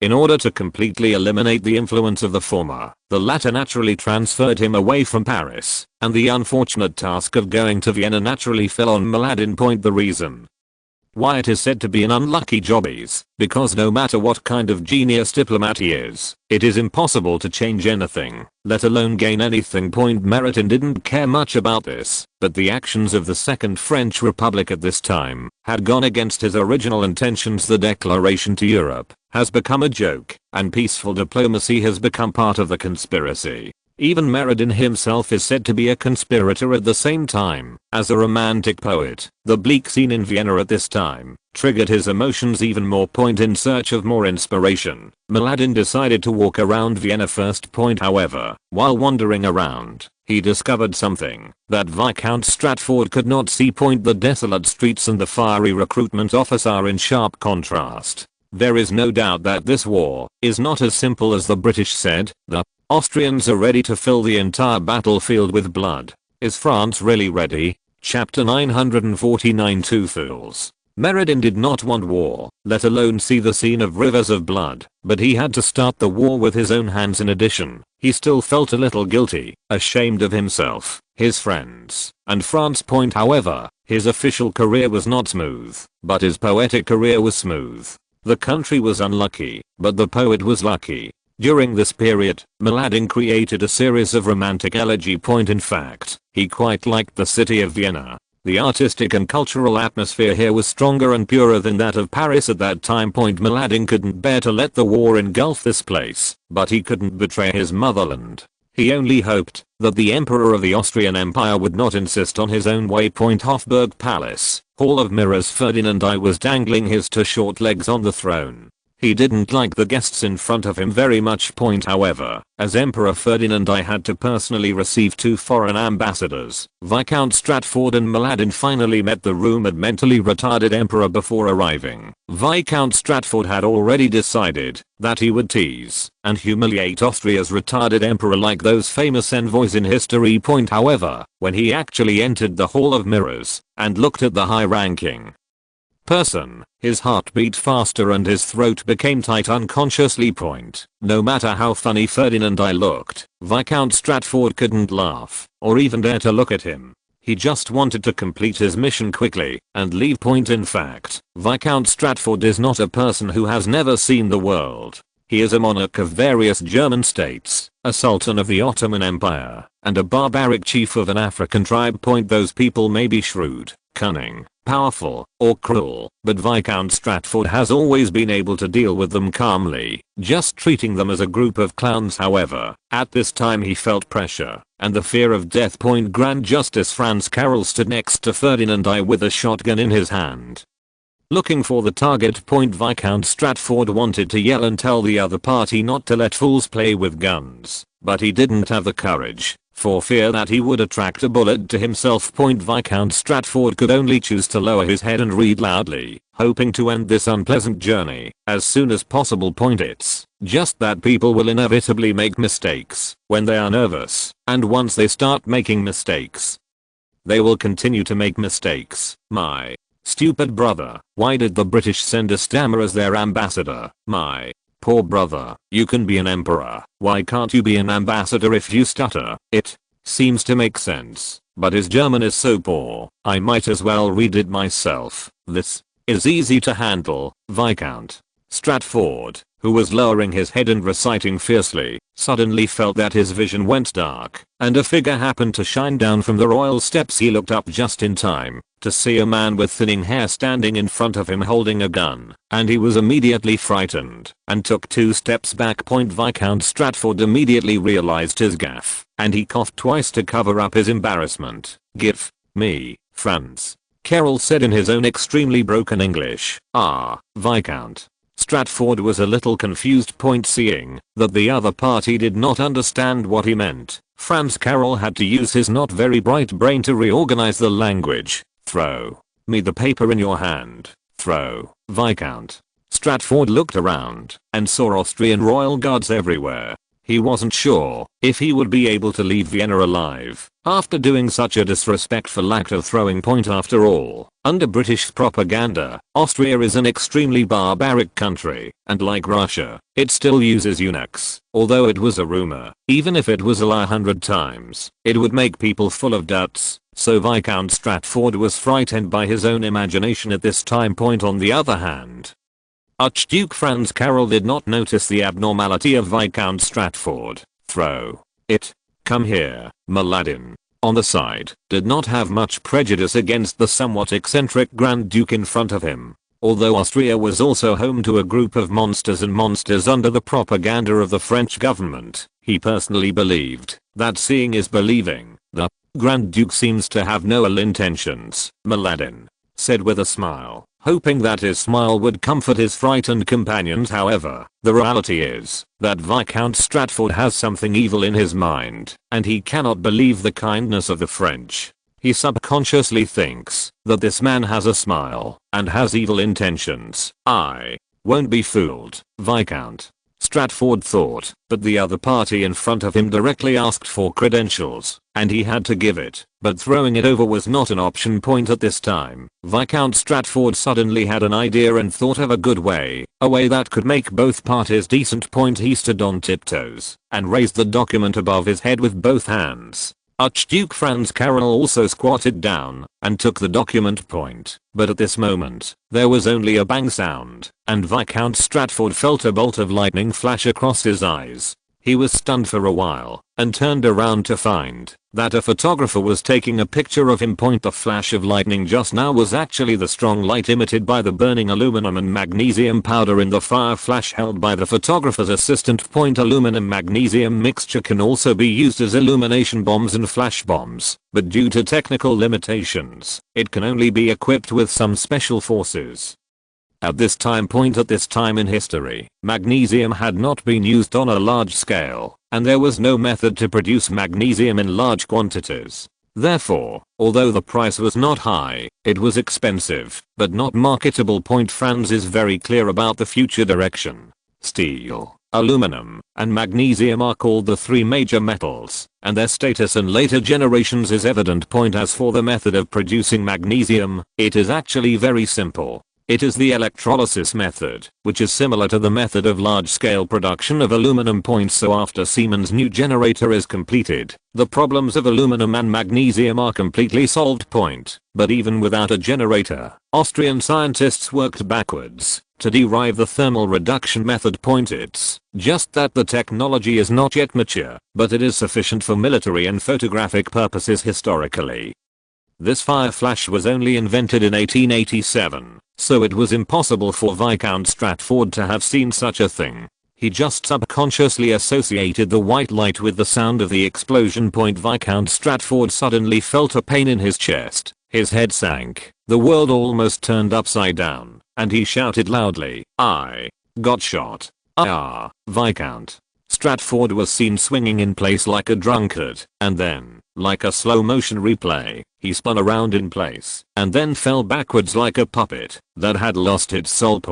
After falling to the ground, his feet twitched. The expression on his face is even richer. His neck is tilted, his mouth is slightly open, and his tongue is sticking out. Meriden on the side was not much better. Although he did not fall to the ground like Viscount Stratford, he still stood there with a blank face. When Meriden saw the fire flash for the first time, he looked forward with unfocused eyes like a puppet whose soul had been taken away.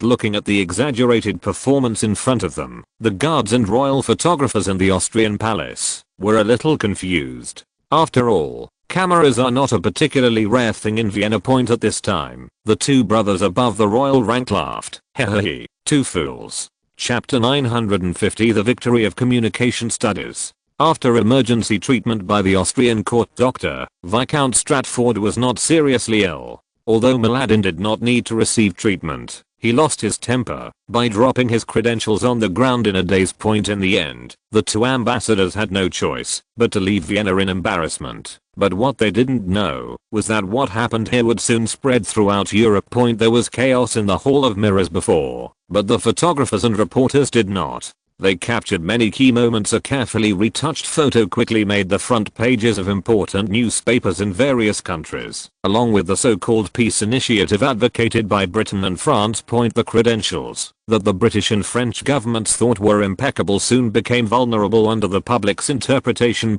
First of all, most British people could not understand the relationship between the Austrian Emperor and the devil who threatened world peace. The round-headed naive appearance does not seem to pose any threat. On the contrary, the leaders of Britain and France have sharp eyes and look at them with wolfish eyes, which makes people feel that they are either fierce or evil. Combined with what the British government does on a daily basis, it is easy for the British people to feel that the British government is bullying honest people again. Moreover, how could the British Empire, which is usually known as the number one in the world, be afraid of the two idiots and rumors? At this time, the content of this peace declaration was obviously inconsistent with the British government's usual propaganda.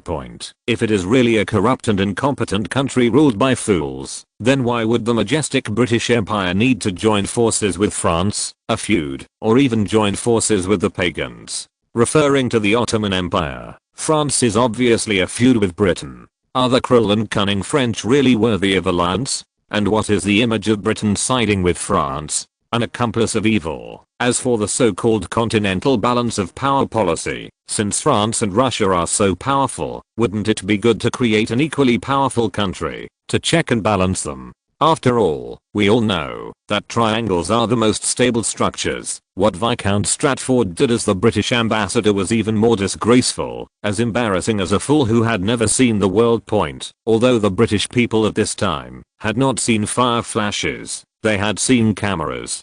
The ambassador who was frightened by the camera and faked his death is really disrespectful. Not to mention the French side. In order to eliminate Mladen's influence, D'Angela spared no effort to take the opportunity to discredit the latter, even going further than the Austrian side. Meriden's position as foreign minister was impeached, and the Nationals' reputation plummeted. After the reformists came to power, they continued to advocate war, as if the crisis plaguing France would be solved by going to war. In short, there are too many contradictions between the British and French peace proposals and what they usually promote, so it is difficult for people to believe that this is not a carefully calculated conspiracy. In the eyes of Austria and the German states, the actions of Britain and France were completely insulting to their emperor and the German nation. Many people realize that the so-called peace initiative is nothing more than a tool to cover up the real evil. Coupled with the Frankfurt National Assembly's tireless propaganda, the number of German Confederate volunteers began to increase dramatically. and more states had to join the war due to domestic pressure. At this time, no matter what excuses the British and French governments made, they all seemed very weak in front of the real photos for a modern person. It is not difficult to do this. As long as the angle and picture of the photo are slightly modified, it can play two completely different roles. Austria does not lack talent in this field. After all, France founded the discipline of communication as early as 1842.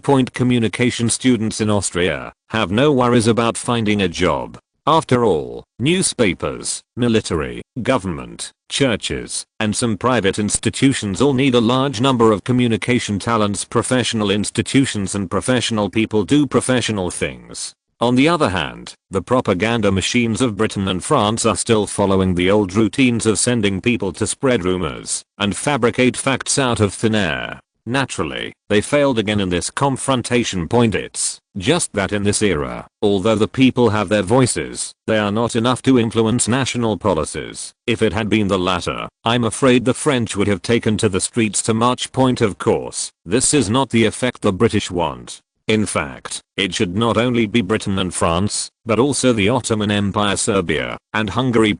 However, the so-called Hungarian ambassador was not qualified to submit his credentials to Ferdinand I in person, nor was he even qualified to meet the Regency Council. 10 days ago, a clerk in the foreign minister's office opened the so-called Hungarian credentials and threw them aside casually. Wait for the news. I'm the ambassador of the new kingdom of Hungary, and I want to meet the foreign minister of Austria, Pitofi emphasized, but the clerk in front of the foreign minister's office did not take it too seriously. Sorry, you are not qualified. I am the ambassador of the new kingdom of Hungary. Why am I not qualified? You said you are the ambassador of the new kingdom of Hungary, but you are a rebel here. We have shown the greatest kindness to you by not arresting you directly and putting you in prison. The Austrian Empire does not want its people to be harmed. Please go back and persuade your accomplices to stop dividing the country. You fart. We are fighting for freedom and justice. Pitofi uttered vulgar words in a moment of excitement, but he was indeed an outstanding leader, and the conversation changed to promoting Hungary's cause.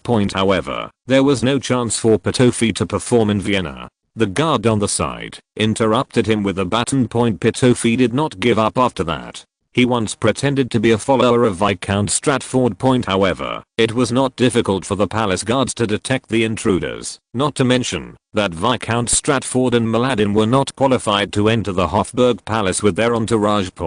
After waiting for many days, Pitofi failed to see the foreign minister of the Austrian Empire. Later, he learned through a pro-Hungarian nobleman that the Austrian Empire at this time had no foreign minister at all, and even the foreign minister was temporary. Did you see that? Compatriots, Hungarians must have their own country, otherwise the Austrians will continue to bully us. Pitofi gave his entourage a shot of vitality. After all, they had suffered a series of setbacks recently, and saw with their own eyes Vienna, which is larger than Buda and Pest combined, as well as the dazzling array of goods in the shops previously. These passionate young people from Hungary only thought that Vienna was about the same size as Buda or Pest. However, the reality is that Vienna, which has been expanded several times, is much larger than Budapest at this time. As for those goods, it was not because the Hungarians who came to Vienna were indulging in pleasure, but because they reflected Austria's strength from the side. You must know that at this time in Budapest, let alone the things sold, if it were not for the implementation of a strict rationing system, many people would not even be able to eat. Can they really win? End of this chapter. Thank you very much for reaching the end. Don't forget to like. Looking for more exclusive content and immediate access? Subscribe to our Patreon. Remember, every like, subscription, or donation encourages us to continue. Thanks to everyone. See you in the next video.